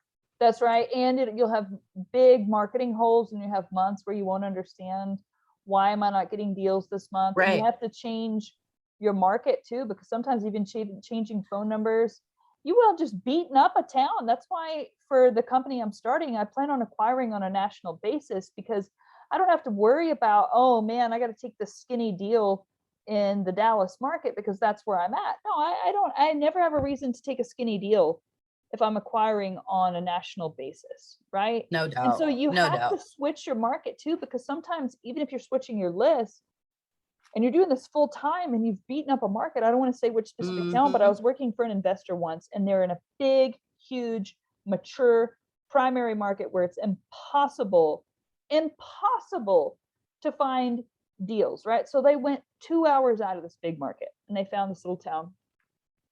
They beat up that town for a couple of years, to where the other cold caller and I were calling the same people at different times of the day. And people were complaining, like, I've already Yeah. talked to your coworker today. You guys Yeah. need to quit calling. And we would tell our boss, and they would keep us in the same little town. And I'm like, this is no bueno. We need to move to Take a another break. town. Yeah. You Take a know, and break. there's too many towns to just stick with one town. And A lot of people so, like that comfort, though. It's a comfort thing, you know, they think that it doesn't yeah, change just because you got good results in that for 6 months or a year. It doesn't mean that that's going to continue year 2 and year 3. Take and it a makes more break, sense man. for flippers. Like, this was a flipper, and it made more sense because they have their contractors nearby. Right. If you're Right. I get flipping out that. of state, you know, and then you got to find boots on the ground, you got to find a project manager, you got to, you know what I'm saying? So I get why flippers want to stay in a certain area. So I'm sympathetic to that. But we have to be sensitive to the data, which is, you know, you're going to beat up a town, and then you're going to have plucked all the fruit from a certain tree, right? Just like if you're picking fruit off a tree, you're going to have to let that tree regrow some inventory, you know, and move on to a different tree. And so there's that too. Even if you have your dialer set up correctly, even if you have the cold caller on point, even if you have all these things done on your end, sometimes all the fruit is just plucked from that particular tree because we've been beating it up so heavy from a marketing standpoint. Absolutely. Change your message a little bit, right? Yes. You know, that's one thing that is fantastic. I would work with clients who they'd call their list first with the wholesale script. And then Oh, after they felt like they burned it all through, you know, and they'd finish everything they could, they'd turn around and call it with a retail script. And it's funny how sometimes the results changed, but you have to give it a break sometimes. which CRM do Especially, you use for the email drip campaigns? so I don't have a preference. Actually, I do have a preference, but I haven't learned it yet. Um, I've just got signed on with HiveMind CRM. Have you I've heard of heard of it, that going but I around? haven't used it. The big fad before I kind of went into mini retirement and started my own company was Salesforce. That's what everyone was being moved Salesforce is to. masterful. It That's is. like, I feel like it's a little bit too much for what it you need, is, but you know, I mean, but it's it's like awesome. once a company had felt like they had arrived, I noticed, like we all built up as a team to the point of, okay, we've arrived as like a multi-million-dollar wholesaler per year or flipper per Right. year. They all wanted to move to Salesforce, and I felt like most of it was unnecessary. However, I do think they had a nice drip campaign that was pretty great. So Well, and their reporting is fantastic. It doesn't just report on what's in the CRM. You can sync it with other platforms and it will true. report for those as well on the same dashboard. I love that aspect of it. True. Yeah. I mean, it's just top of the line, and it's also very expensive in Very comparison. expensive. Well, So Podio, I feel like you can pretty much do everything with Podio, even send contracts. You can send SMS for yeah. your single dialing stuff like Now things it's that maybe normally. cheap to get started, but you have to pay for the integration and the automation. And Yeah, the if Zapiers. yeah, well, and the thing that I'm not like, I love Zapier, don't get me wrong. Yeah. It makes everyone's life easier. But when you have two systems working with Zapier, if one of them does an update, it breaks. Really? And unless you have someone who recognizes that it's breaking, you might not notice it right away. Ooh, Um, ouch. Yeah. and so that's happened to me a few times. Do I you love the guys CRM. Zapier? Do you guys Zapier your leads into We other don't people's know. CRMs? So we use, if you have like a parsed email address from your CRM, we can automate it because when the lead is disposed, it sends out an automated email that is in the parsed form. So we don't have to use Zapier. You Okay. can if you want. But most of our clients, we simply just receive a web form for their CRM and we just enter it Oh, like in Podio. Yeah, I entered in so and many call it a for web day. form. Okay. Yeah. So I love the automation side of it, but you got to keep in mind that anytime one of the systems updates, you run a risk of that link breaking. Fascinating. I also So heard with the 5-9 dialer that it records them the whole time. So you can quote unquote catch them double dipping or whatever. I honestly don't yeah, really so care if my callers are double dipping. Like, it's not a great wage. And I don't care if they double dip my dialers. what do you Like, mean when you say double dip? if they're dialing for two people at once or two investors at once or whatever, and they're like, Mm. oh yeah, well with the 5-9 dialer you can hear them double dipping. I'm like, oh well, let's just keep them beat down on some slave wage and So hope. I have not found that. I have not seen that, but I wouldn't doubt that's the case. Mojo does the same thing. In fact, when you try and find call avoidance inside of Mojo, you have to listen to the entire call session to listen to what happens in between the calls. But I don't want them.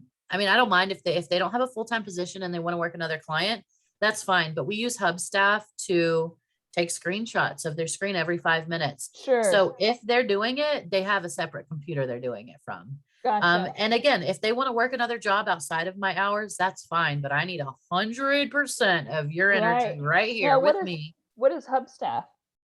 So Hubstaff is a timekeeping software that allows Oh, you like Upwork, to, like the Upwork time clock, maybe. yes, kind of like that. But allows them to take screenshots of their screen every 5 minutes.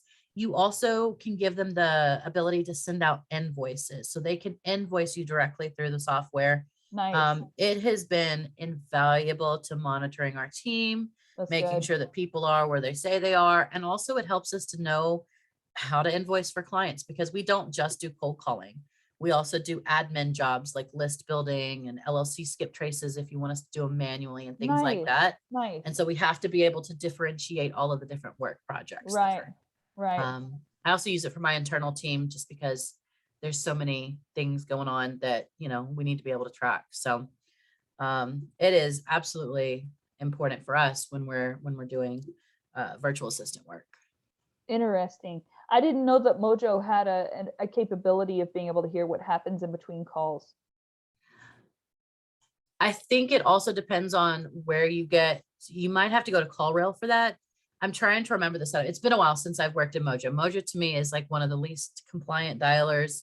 It works and it's pretty easy to learn, but that thing where when you're on the phone and someone calls and it plays a message and it's like, hello, hello, I can't hear you. Yeah. Are you Oh there? yeah. I can't tell you how That many times I made is that so message. non-compliant. Like TCPA would have your ass for Really? that. Really? So what do you do to be compliant?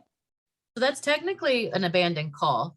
With 5.9, they monitor your abandoned call rate, which TCPA says it needs to be less than 3% over a 30-day period. Ooh, And that's a tough so one. it is. Well, and That's here's the tough. other kicker. This is just from my experience, but a lot of the other dialers, I'm not going to name any names, they don't Sure. even monitor your abandoned call rate correctly. The way they calculate it is not correct. It can't be correct. just based on my own experience using those Yes. dialers. So it was really important for us to get into a dialer that tracked it correctly. But basically at any time we have our supervisor dashboard, we can see what that abandoned call rate is. And if it's above 3 or 4%, there are some very specific settings that we go in and change. We take it from progressive dialer, which basically learns how fast the caller is able to handle calls and speeds up Wow. the dialer accordingly, to power mode, which is basically a multi-line dialer, but we put it on a 1-to-1 ratio. So one line. So there's no possible way of there being an abandoned call, because when we're not on the phone, we're not making calls. Or when we're on the phone, we're not making other calls. That's So we really slow it fascinating. way down. But there's a lot of little tips and tricks. I really want to show you the dialer someday because it is so powerful. Yeah, I didn't even And know. So here I've been doing this for years and years and years. Just, get my hourly wage and my commissions and my bonuses, just completely clueless, like, in the Garden of Eden before Adam and Eve realized they were naked, just frolicking freely through my here we dialers, go. you know? Yeah. And a lot of people are, and there's nothing wrong with that. Until you It's get just when you're ready to caught. scale. Yeah, when you're ready to scale, and because the statute of limitations is 4 years. Mm. If you don't hold on to your call recordings, or you don't hold on to your call logs, they can come back and get you 4 years after the fact. Can you imagine in 4 years someone comes and gets you for a call that you make today? No, I'll be Like, that's 40. I'll be like, amazing. come on, man. I'm 40. That's already bad enough. So just, Like, why you got to be I was here? another person back then. I don't even have that company anymore. That's right. So it's really important to know your legalities, so that you can act appropriately. Well, that was one reason why I wanted to talk to you, because I have worked for dozens, literally at least 2 dozen investors over the last 6 years, right? Cold calling, lead follow-up, dispo, warm calls, text, emails, acquisitions, like running it all except for transaction coordination and project management, right? No one ever talked to me about the things that you tell me, even with really high priced business consultants that came in that are well known in the industry. And to be fair, it wasn't their job. It was just their job to kind of like put people in the right place. Marketing gurus spending $30K a month, Amber, in marketing. I'm not talking about on me. I'm talking about on the actual data and systems itself. Okay. TV, Wow. radio, we're answering these calls. Like Mail is a big one. yeah, mail, all these different marketing channels. And nobody ever talked to me about the laws. Like, I didn't even know that was a thing. I just knew that I wasn't supposed to tell them the investor's name. I was just supposed to say, oh yeah, I'm working for a husband and wife landlord team, and they're looking to add to their portfolio. So if you want them to give you a call back, we can absolutely set up a time to do that. And that was how I That's got it. Yeah. Yeah. Well, and when you're on the front line, that's really all you want them to worry about. But when you're running the business, you better know Yes. your stuff. And so I guess one of the things, my first position when I worked for the established call center, they were very, very, very concerned with the legalities, because this is their entire livelihood, right? And their Right. 100 employees' livelihood. And so they had the top TCPA lawyer in the country. They stayed in tune with all of the new legalities that were coming down. And then my next position made their business by also preaching the legal side of DNC and TCPA. And so I was really immersed in not just what was happening now, but where to go research it and how to stay in tune with it. And it was one of the things that we taught our clients how to protect themselves. So if I don't know if you do this, but all of our clients have a DNC waiver and a DNC policy that they keep on file. And the DNC policy just says, in the instance of someone requesting to be taken off of our list, these are the certain specific steps that we will take. And everyone in the office signs it, so that if you are complained against by DNC or any type of litigator, you can show to the judge, look, judge, as of, 2 years ago, we've had this DNC policy. This one must have just slipped through the radar or slipped under the radar. And, more than likely you're going to get a smaller slap on the wrist. To show that you did your due diligence. You Yes, did your that due makes sense. diligence and that you are aware that that even exists. The biggest thing is that they like to do is when they realize that like they don't even acknowledge the fact that there is DNC inside of their company. Like they don't do And that. I've seen that too, and that really bothers me, is because we have that DNC button for a reason, and Absolutely. I always pushed it. And sometimes whenever you're calling, you get this message like, if you're an unsolicited caller, please hang up and put us on your DNC. Well, it was part of my job sometimes to listen to other callers' calls, right? And I would hear this one guy who would ignore that message, push the one button like he was a friend, and go straight through. And sure enough, it would turn into leads, and my boss never, censured him for it. So I'm the person in the middle, so I'm sure as heck not going to censure him for it. But it was me on the phone. I'm being honest, man. I would push the DNC button because I never wanted to be the person who got our company in trouble. Because even though Right. it wasn't my company at the time, I have not cold called since I started my own company. But I didn't want to get the company I was working for in trouble, because then I lose my livelihood. I don't want to have to Right. find another Absolutely. client again.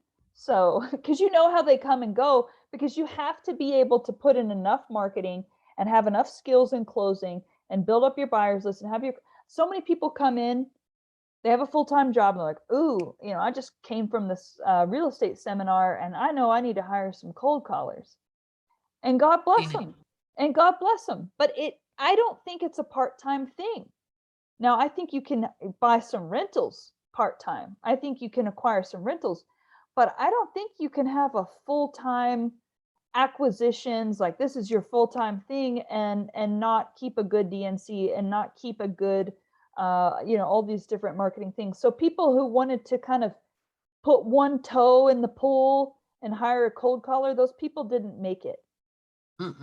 They didn't make it. So it was always a revolving door of clients, because I can't control all of your other business processes. I could just provide strong, qualified cold call leads, and then what you do with them at that point, that's up to you. Especially I've had many a client that think they're ready, and then they have tons of leads. It's not a lack of leads issue. Mm-hmm. It's a lack of everything else, right? You don't have the time to call them. You don't have the systems to organize them. You don't have a follow-up campaign. You're not doing speed to lead. The follow-up campaign, that's 80% everything. Yeah. It's everything. I can tell you some of the clients that we worked with that did have a strong follow-up campaign, and they were following back up for years. They were still converting leads from multiple years back because they took the time to build the relationship. They organized it in the CRM. Like, that is everything. The fortune's in the follow-up. That is not a lie. That's true. Do you guys do lead follow-up, or is it mainly? Okay. We do. So it's a separate position, and not everybody that hires us is ready for that. But we have all of my prospectors, their goal is to get promoted to a qualifier. So in order to be a qualifier, those rapport skills that we work so hard on have to come naturally. So natural that you're able to now start thinking about negotiation and further qualifying. Right. And appointment setting. And so once they've mastered that, they know they're going to get a raise, they're going to start making commissions, and they're able to really dive in on the CRM. They live inside the CRM. That's right. They make it their baby. Yeah. And they keep everything nice and warm and organized. That's like exactly that is their house. Right. Yes, that's how I described it. And whenever I was in a lead manager position, is that they were like my babies. And even whenever I had some contention with an investor, but look, my relationship is barely with you. It's like 10% with you and 90% with these leads. And these leads are my babies. Like, they are, because I have nurtured them and had the long conversations, moved them down the sales funnel. Because whenever you're getting your leads from stuff like text and cold calling, it's not cheap. Yeah, maybe cheap on the front. It's not cheap to have someone follow up and nurture them all the live long day. That is if you've got a full-time investment house, you need to have at least one full-time lead nurturer. Absolutely. And I didn't know you did that. The only person I knew who did it was Christina Crowe. She didn't even know who I am, but I have heard her name for that. And it's like $12 an hour, but it's like a $2,000 upfront fee. Okay. So yeah. Our prices are not that high, but we do want a commission, and I let the clients kind of figure it out based on their budget, either $20-ish for appointment, $50 to $100 for contract, or $200, $300 for closed deal. It really depends on where they're at in their business, what they can afford. Right. And that being said, like, they are some of the most valuable people you can have on your team. Oh, to And me, the follow-up people, that is where it was getting strong in that position that made me confident to start my own business. Like, I've done cold calling, I've done closing, I've done lead follow-up. Closing is good, but it's honestly not nearly as hard as lead follow-up, because it's in the lead follow-up that you are truly a master of determining who's motivated and who's not. By the time you get to closing, you already know who's motivated. So the fact that I would line up these leads for the closers to come in and close, I felt like I had done all the hard work, right? Absolutely. And then I got into the closing position. I was like, yeah, those lead follow-up people, they actually do have the hardest and most important, the highest converting job in the entire company, because they have to figure out, do we need to do a follow-up with this person? Is it time to convert? Is it time to close? Is it time to set an appointment? It is an extremely subtle job. And you have the awkwardness of calling them back again. Yeah, hi, this is Jennifer. Just checking in to see how you're doing. Just reaching back out about, little Billy's game, or how are you doing? Are you still driving your new, Cadillac? There was this 90-year-old guy that I chased for a year. His name was Kinsey. I'm like, hey, Kinsey, how's it going? You still enjoying driving that Cadillac? Is your daughter letting you get out? And you don't even have to ask them about the house, because they know why you're calling. So I would let them bring it up, because I didn't want to turn them off and, like you said, seem transactional. You have to make it very conversational. So with the follow-up, you don't even have to bring up the house. They're going to bring it up in lead follow-up. Absolutely. Would you agree with that? You don't have to do anything but keep calling and build the relationship, because people want to work with their friends, right? Yes. So your job is to be their friend. And it's not easy to be a friend to hundreds of people in a CRM. And I'll tell you, that position, as much as it makes the money, it also can break your things down. One of the worst things that a qualifier can do is not take good notes. Yes, I would type everything. So someone I love, I'm not going to mention his name. If he watches this, God bless you. He has all of his acquisitions people, and all their stuff is incoming. So it's all closing. They don't do any lead nurturing or anything like that. All their leads are incoming, which is pretty cool. So all he has is closers, right? And he makes them take handwritten notes. I couldn't do that, because I type at like 100 words a minute. Right. And I need that in order so I can see everything. Okay, little Billy got to second base, but not third base, and he skinned his knee. And then his grandma had to come out and put, some Neosporin on it. And so I take notes of everything that they tell me. And I'll be like, oh, I bet little Billy's knee's probably all healed up now. And they'll be like, oh, you remember that? And I don't lie. I'm like, well, I can't say it's fresh on my mind, but I'm going over my notes here. There's nothing wrong with that. Yeah. The thing with handwritten notes, and here's the thing, if you're working by yourself, keep all the handwritten notes you want. But when you're working with the team and y'all are all virtual, well said, it isn't documented, it isn't done. And that's one of the first things I learned in nursing school, because, we can go to court over our documentation, or lack thereof. Yes. And so our VAs, whether they're on the prospecting side or the qualifying side, they're going to not just note the conversation and how it transpired. They're going to note the personality of that person. Yeah. Were they old? Were they young? How experienced were they in real estate? Because all of those things matter when you're the next person to talk to them. Because if I die, I need someone to come in and be able to follow up with those leads. Yes. And still be able to close them, because you can break an entire company by not keeping good notes. And here's the thing, what do you do when your employee refuses or just claims not to be good at? It's not something I'm not good at, taking good notes. Is that in your opinion, would that be a fireable offense, or would that be a developing, or let me hire you someone who can do that for you? There needs to be thorough notes. And that's one of the feedback that I got. Like, as you can see, I got a little bit of an attitude. So that, corporate culture wasn't always my strength, but where I had strength was I took extremely thorough notes, and I was very, very personable. And my clients, even though they found me to be a total pain in the rear end, they couldn't deny the fact, my ability to build instant rapport, and the fact that I took such long notes. Like, Jennifer, this is like a book. How did you keep them on the phone so long? Like, they knew everything, everything. Were they already investor? Like you said, that's so important. Did they have 3 properties? Did they tell me about, and then they would tell me every little thing about every single property. They would tell me, I would put on there how many times they've been divorced, like anything they told me, Yeah. It all literally matters. It anything they all tell. matters. And so I think that's why they kept me around, even though I'm waking up at the crack of noon, telling them I don't want to work this time or that time.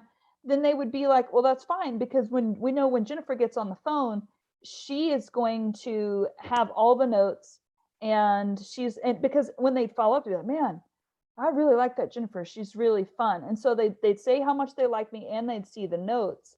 Absolutely. And so that made it so that I was able to get away with a lot of stuff, like, giving the people who were like, who's calling? But hold on, I don't know. Let me check my phone number. So anyhow, that's how I love that. That's how important that is. Yeah, Because you can put up absolutely. with an otherwise disgruntled, worker, if they have really good, if they're really good at what they do, which all I want, Absolutely. I just want to sleep late, and I want to work I don't want to have to work a set schedule. Just let me get in my 40 hours by the end of the week, and we'll be gravy. Because if I want to do something like this and talk to you or whatever, I don't want to have to be stuck on a schedule. And they would Right. let me do it because they knew that, I would take those copious notes. So yes, I would say that if someone on my team is not taking good notes, it's like, again, on Office Space, when the consultant comes in, what would you say you do here? Right? Because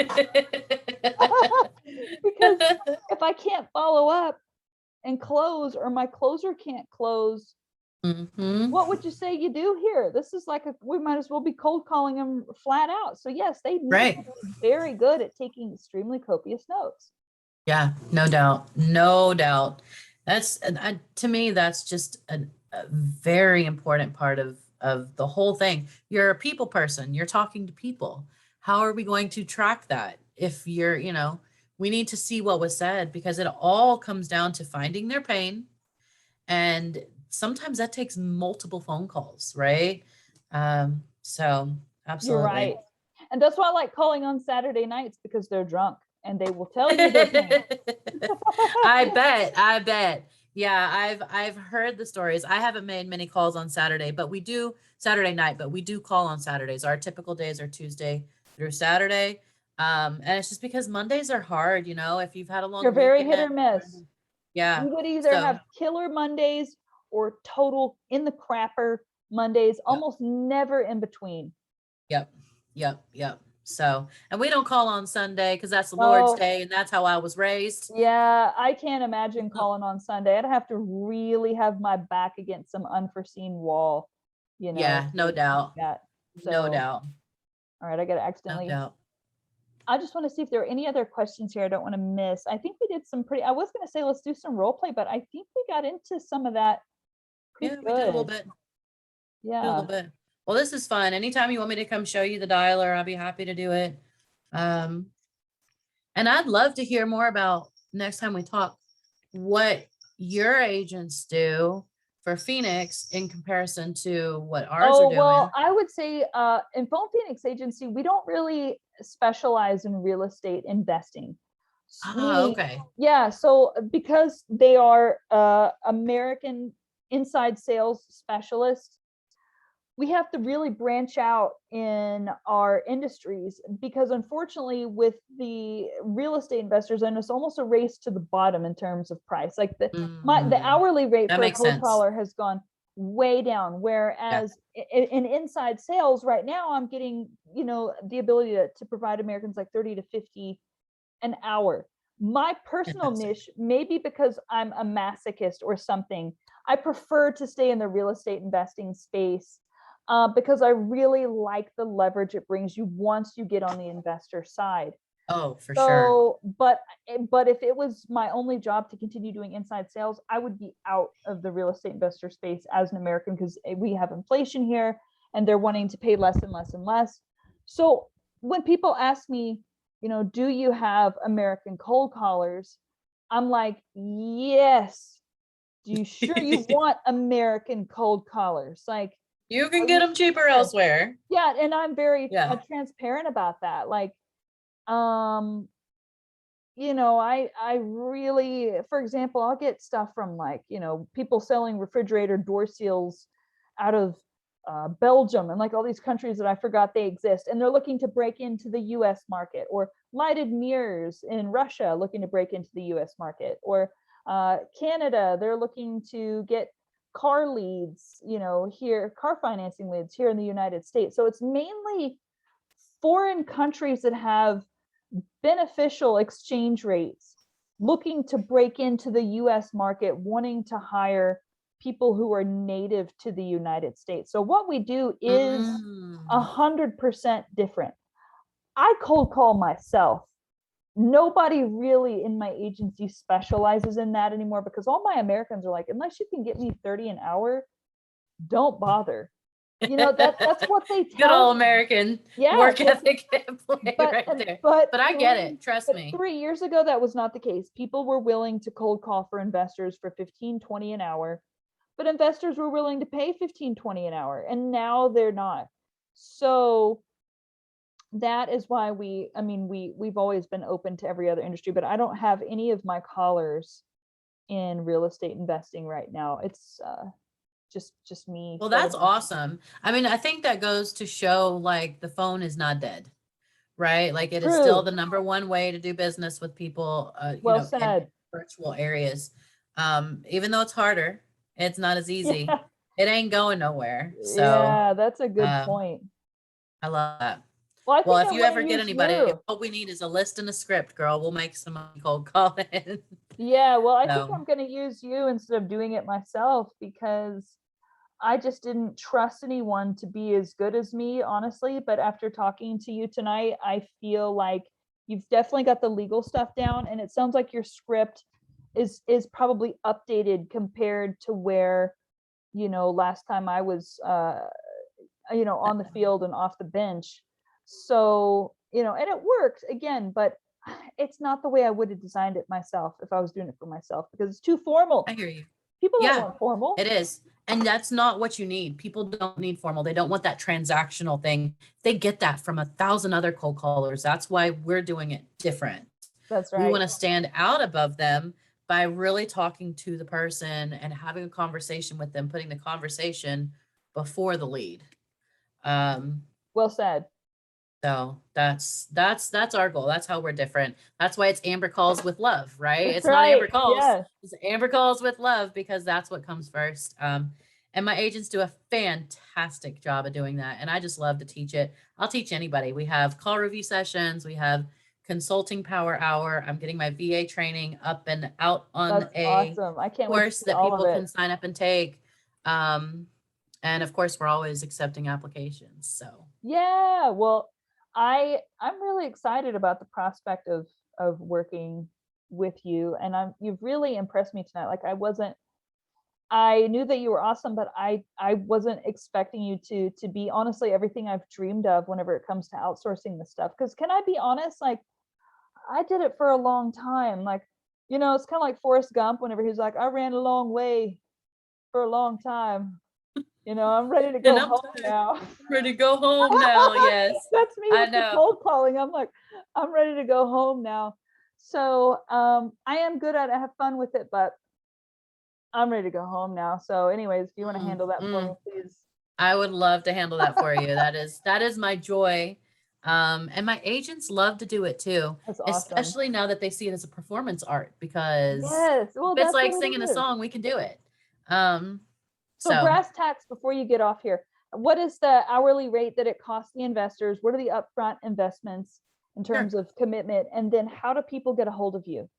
Sure. So reach out to me on Facebook. It's facebook.com/Amber Calls with Love, all one word. We almost have our website up to date, but I don't want to give that out yet. Yeah, it is problem. So close. So next time you talk to me, I'll have my website. Our commitment for prospecting is 6 months. And that's because we know that once we turn on the leads, you're going to find all those holes in your sales funnel, and we got to patch them before you start seeing ROI. Interesting. So 6 months on the contract there. Startup costs right now, we're doing a special $300 off to celebrate our new dialer, Oh, that's 5.9. great. That's great. And so depending on what type of role, what type of VA you're looking for, my cat is going crazy over here. I apologize. Is it a boy Oh. cat? No, it's a girl cat. It's a girl She's cat? fussy. She's just Does she want fussy. attention? She does. She wants to go outside. Oh, you got to pick her up. Be like, hold on, yeah. kitty. Just hold on. We're going. I'm the She's cat like, finish. whisperer. I love cats. They're my favorite animal. Me too. Second, She's a sweetheart. So $300 second. off right now for the rest of the year. And that's startup costs are right around $1,200, but we do everything, all the sourcing, interviewing, candidate prep, packet preparation. Oh, nice. We do all of the campaign setup. We make sure it speaks to your CRM correctly. And that's awesome. From there, our prospectors are $5 an hour. And that's a little bit higher than you'll pay at other companies, but that's because we hire the best and we want to keep them. And so we want them to feel well taken care of. Yeah, well said. Our management cost is $4 an hour, but that includes so much. Again, they're going to get a 1 hour with me every single week. We have a company call for 30 minutes where we just get together and play games. That's awesome. They also get a client meeting with me every single week where we talk about not only the KPIs, we have a fabulous KPI tracker that's beautiful. I'll have to show it to you sometime. Oh yeah, I want to see it. But we go through each and every lead and we talk about, okay, how long did it take you to get a hold of this person? Did you call them within 24 hours? What are you going to do with this lead? So we also have some conversion coaching in there as well for our investor clients that need it, because a lot of times they realize, oh no, I don't know how to do sub 2. And so I made a post earlier this week for one of my clients that needs to learn how to do creative finance. And I have 3 or 4 different intro emails that I ended up writing for them with mentors who are going to JV with them on to be able to monetize these leads. And that's just the type of service that I offer because I want you to succeed so that I can succeed as well. And so regardless of your skill level, where you're coming in, we've got something for you, whether you need a cold caller or maybe you just need recruiting services. We can do that too. I don't have to manage them. I will hire them, do the searching and find you one and you can manage them yourself. We also offer admin services. Like if you need a list built, I had a guy come to me and say, I need a list of all the self-storage facilities in Texas. And I was like, all of them? Wow. Right. Okay. All of them. We went county by county and girl, there's a lot of counties. Because you can actually evict them. That's why, unlike tenants, you can evict them for non-payment quickly. Well, that's my understanding. I don't. Oh, that's why they do self-storage. That's why a lot of people move to self-storage because they are tenants that you can actually freaking evict because they don't live there. Oh, is that why? That's my I just thought it was an easy. Okay, well, now that makes a lot more sense. I did not realize that. I could be wrong, but that's my understanding. So we built a list for them manually by scrubbing the internet and getting all the leads. Whoa, then we did LLC searching. Nice. And, for some LLCs, you got to go a few layers deep to find the actual owner that correlates with the mailing address. I hope so. I just spent a ton of money today trying to make it so no one could do that to me, and we'll see. Well, just know. But I do it on the other end. I pay a guy. Right. You protect yourself. 10 cents per lead to break through the corporate veil. And I'm like, and when I put on Facebook, like, hey guys, just so you know, it only cost me 10 cents to pierce your corporate veil. I'm sure mine could be pierced for 10 cents too. But yeah, that's what they charge me for. Wow, that's not bad at all. So ours were a little bit more manual than that. But right. I went manually through. So we'd go to like the open corporates, or if we couldn't find an open corporates, we went to Secretary of State for the state. Right. And we looked for them. And then we would go check either the county records that they were in or like PropStream if they had it.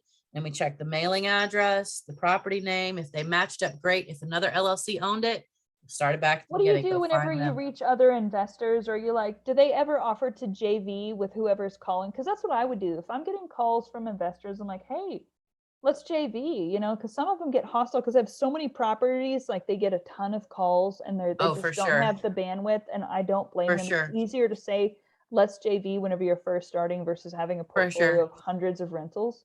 So we don't typically say JV. We just say, are you looking to buy any other properties soon? Right. There you go. And turn them into a potential buyer lead. Gotcha. One of the easiest campaigns to run is a cash buyer campaign because those guys answer their phone and they're always willing to give you information. Yeah, they're like, oh. I So spent a those whole are super summer easy. doing that 2019. That's all I did summer 2019 was build cash buyer lists for investors. For some reason, it was so in vogue and that's what everyone was asking me for. Mm-hmm. It was reverse wholesaling was the thing. Is that And I what get it. That's where I was at too.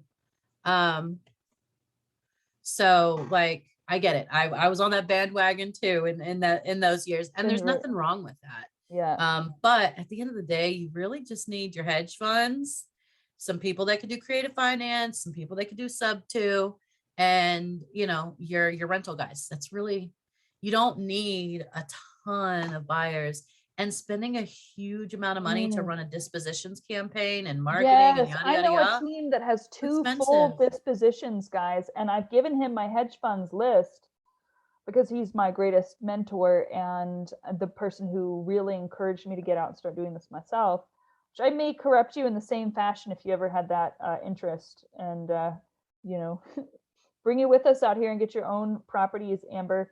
Let's So do it. I'm down. I'm running my own campaign right now in my area. And I awesome. want to break into land. Really? That's Yeah. what I want to get into because, you know, here in Texas, Yes. cattle farming is huge. True. And the price of beef is going up and up and up and up. So those cattle farmers are fighting over that agricultural land, just like the housing market is 20-30% above market value. So is the land. And yeah, it's a lot easier. It's a lot, there's less questions. You don't have to evict anybody. You don't have to deal with tenants. You don't even need the developers like you do in some situations. Yes, with land, that's sell typically land. what you do with land. Just Yes. keep it grass and put some cows on it. And there's so many grants that have to do with cattle farming. Yes. You can make money cattle farming. They'll dig you a pond. They'll put up your fence. That's Like fascinating. they will pay for so much. So I'm gonna help some cattle farmers out here in the next. Yes. That's what I want to do. Good. That is awesome. I didn't know that that was a thing. My ex-boyfriend, yes, I'm putting that all over YouTube. His family were cattle farmers, and so I learned about how they need the grass is not enough in the wintertime, so they have to really start loading them up with hay, or they'll starve to death. And that's fascinating to me. So cows cannot exist in the wild. Buffalo can. But the way cows metabolize grass, which is people are not here to learn about cows, but I'm all about the but we're Texans, so here we go. But this is why I was a good cold caller, because I would just be able to go off on these tangents with people, right? And be like, oh, well, my ex-boyfriend was a cattle farmer. And sometimes my clients would be like, you know, Jen, you don't need to talk about that. And so I'd go, let me ask you a question. Did you get that appointment? Yeah. Did it convert? Okay, then I did need to talk about that, my ex-boyfriend and his cattle farm. Thank you very much. Yeah, people like us need to be in our own business. Like seriously, we need to be running the show, because I don't know about you, but I don't fall in line very easily if I don't feel like you're following certain guidelines. If you don't show respect, if you're condescending. Absolutely. Because I'm here to convert.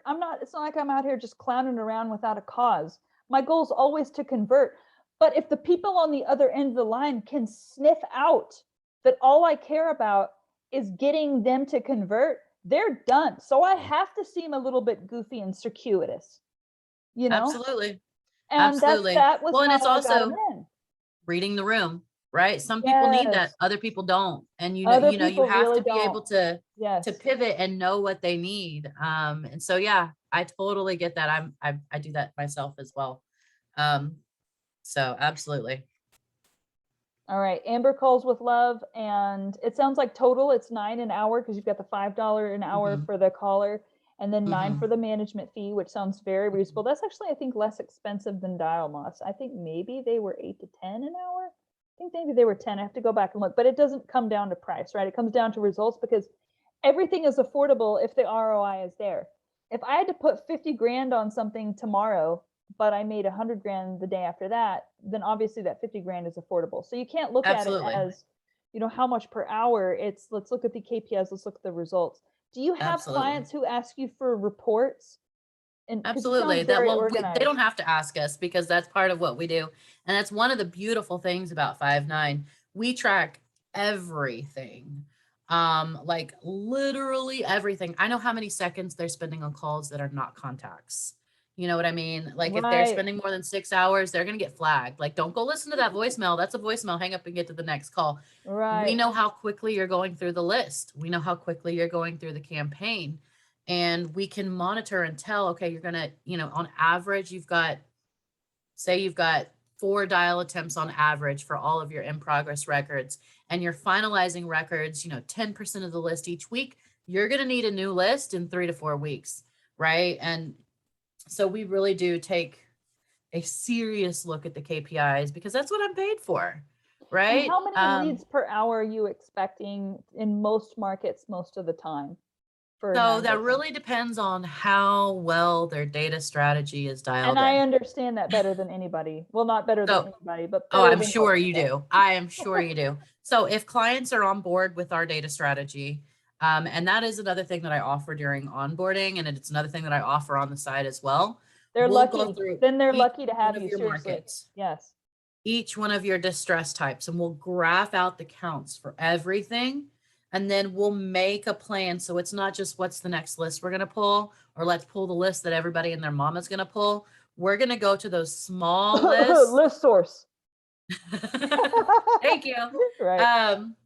And we're going to pull those more often because they're more distressed. We're going to go to the next list. We're going to pull them a little bit less frequently, but still, more Right. often than you're going to pull your huge absentee lists or your tired landlord list or your free and clear list. Those things are huge.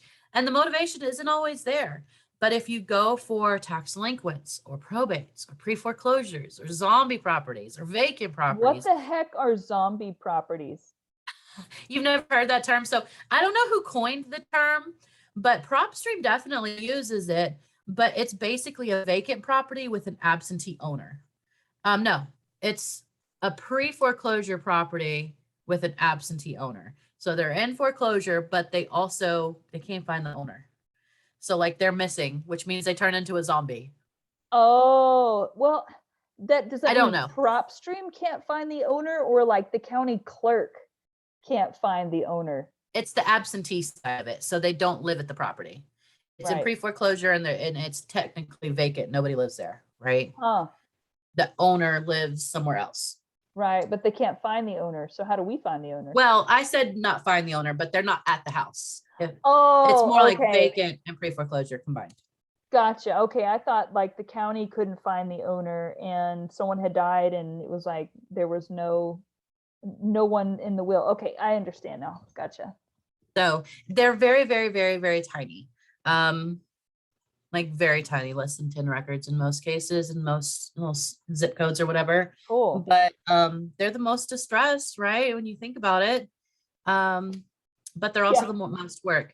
And it really depends on how you skip trace it too, because you can get the mailing address and the name, cool. But if you're just getting one phone number, if you're getting 10 phone numbers, right? It's all about having a balance of, I like 3 to 5. That's my sweet Makes spot. sense. Yeah, makes sense. There's also a skip tracing company, and I don't remember the name of it. There's so many, but they go and look at the top 5 people attached to that property, and they pull 2 phone numbers for each. So you still get 10 phone numbers, but you get the most active 2 phone numbers for each person. And I've seen really good success with their list as well. And I can't remember. Maybe it might be Skip Force. I'd have to go do some more research. But anyway, skip tracing is life. Yes. The way I see it, if you're fishing in the wrong pond, which is the list that you pull, you ain't going to catch the right fish. Not And if even you're close. you're fishing with crappy bait, which is the skip tracing that you're using, you're not going to catch any fish. So you got to have the right pond and the right bait if you want to catch the right fish. And the right pole. And the right pole. That's and right. Notice we're pointing up here. So Woo, over Yeah. their heads. I'm gonna let that one slide on by. We're gonna let it So go. this was fun, but yeah, you guys reach out to me at Amber Calls with Love. I do offer free consultations. I don't know how long that'll last, so get them while they're hot. And yeah, we offer a ton of services. As soon as our website's out, I'll give you all the information for it.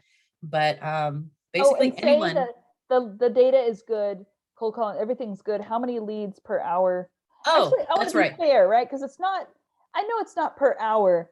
It's not even really per day. In my experience, it's more like per week.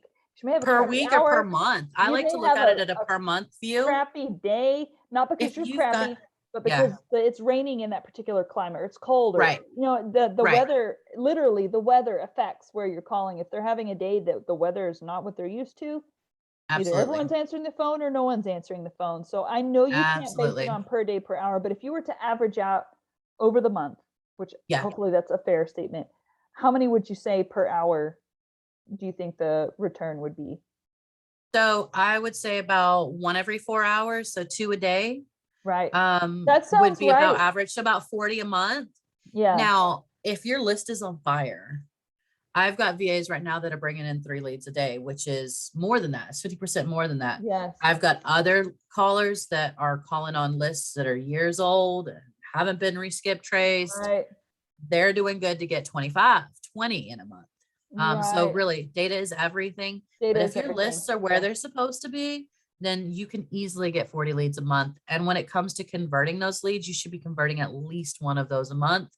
That's right. It may take a few months to kind of build the pipeline out and nurture them to begin with, fill the Right. holes in the pipeline. But that's why we have a 6-month contract. So you have time to work on all that.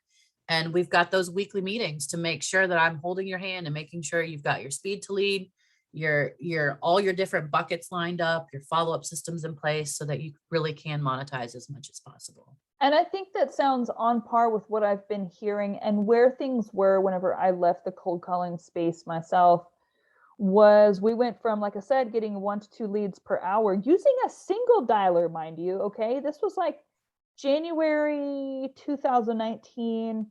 I'm with a client and she's like, I'm getting too many leads, Jennifer. We're going to have to put you on a single dialer. Can you imagine getting 1 lead per hour on a single dialer? That's where we were That's at the beginning of fantastic. 2019. And it wasn't me. I was the same person from 2019 until the middle of 2021, where, like you said, it was 1 every 2, 3, 4 hours on a triple dialer or even a 10 dialer, which obviously wasn't compliant based on what you told me, but I didn't know that. So, Zen Call could do like up to 10, I think, at a time or something like that. And we just didn't track any of the abandonment stuff you're talking about. Well, even So if you yeah. tried, it might not have been correct. They might have told you and it might have been something else. Right. So I think that what you're saying is pretty much the industry standard right now. And also what you're saying about converting 1 in 40, that's also consistent with what I've seen too. And depending on how good someone is, like between 1 in 40, like you say, or 1 in 55 is another Yeah, thing one that in I've seen. 55, 60. Yeah. Yeah. So 40 and 60, that sounds consistent with what I know as well. And like you said, getting a lead every 2 to 4 hours. That sounds about right. And it was so tough working for I worked for like the same client for almost 3 years at one point, and it was tough. I mean, it was tough, Amber, to go from getting 1 to 2 leads per hour to 1 every couple of hours. Because at Yeah. first she didn't know if it was me. And then we got other call and it was like the same result. And so it was like, because I was questioning myself. And that was Yeah. painful Oh, because I that's was so used hard. to being a rock star in my own respect, Yeah. in my own domain. And so I felt like an aging rock star, like, oh, I'm not as hot as it, you know what I'm saying? Like, Yeah. oh man, I got No, this. that's hard. That Yeah. kills your morale. That kills your self-confidence. And you need that self-confidence Anything to that do kills this my job confidence, consistently. I take it out of my life. If someone Mhm. is a little bit too negative, or dudes are trying to neg me because I'm going to get somewhere, or maybe a girlfriend's got a little bit too catty, you know what I'm saying? Anyone who Mhm. puts any sort of negative energy in my life, even if it's a family member, I had to do it to a brother. Iron curtain, man. I mean, just like, get back to me when you have Right. good stuff for me. And I'm not talking about calling Absolutely. me about their problems. I love helping people with their problems. I'm talking about people blaming me for things that literally have nothing to do Mhm. with me, or someone who's just not happy with their life and they're not happy I'm doing well, so they're going to take that out on me. You know what I'm saying? Yep. Like, anything that where people are trying to, even in the most minuscule way, take you down a notch, brick wall, because it's going to affect my conversion rate. Totally. Totally. Well, and then what do you do when it happens when you're on the call and they're like, get a real job? You know what I Well, mean? And that's it's the way I like, do it, is I have fun with it. I'm like, well, if I got a real job, I wouldn't be talking to you. And that's I awesome. love that. I love I love talking, or that. like on Saturday nights, be like, oh man, I feel bad for you. what kind of job do you have where you're calling on Saturday night? I'm like, you kidding me? I'm talking to you on my Saturday night. My job is awesome. So what's I going on love with you that. Way to today? turn it around. Absolutely. That's what you have to do to keep your confidence. You need that freedom. And if you have a boss breathing down your neck telling you have to respond this way or that way, it eats you up inside. You're like, I can't do this. You That's have to so have that hard. freedom. That's so hard. I try and give my VAs freedom, and I'll be honest, I do a pretty darn good job of it because we only It do a sounds little like bit. it. But at the same time, they better get that intro right. They're like, it better be on key, and they gotta stick the landing, right? Just like they gotta stick the intro. They gotta have a beautiful intro every time. Otherwise, they don't get the opportunity to let their true personality go, Well right? That said. first That's 4 seconds genius. matter so much. Can you, So last thing, can you do that intro for us one more time? I want to hear it. I want to hear this yeah. intro. Let me hear All it. right, here we go. Hi, Jennifer. Yeah, this is Jennifer. Oh, great. I'm so glad I caught you. Listen, I'm not sure if you can help me. I work for a local investor, and I'm just wondering if you might be open to an offer on your property over on 123 Main Street. Awesome. Yes, that's great. So super laid back. We're going to walk Yeah, around. We're not going to directly ask it. And we're just here to have a conversation because if you can't have a conversation, you can't buy the house. And if you go in that's trying to right. buy the house, you're not going to get what you want because they get a million of those calls a day. You have A to stand million. out. Yes, Have to well stand said. out. Genius. Well, I can't wait to share this video, and I hope that we can put this out there and get you a ton of clients. And you have definitely earned me as a client today if you'll have Let's me do it. for my cold calling purposes. And I'm super excited. And more people need to focus on the legal stuff for real. Like that's not being talked about.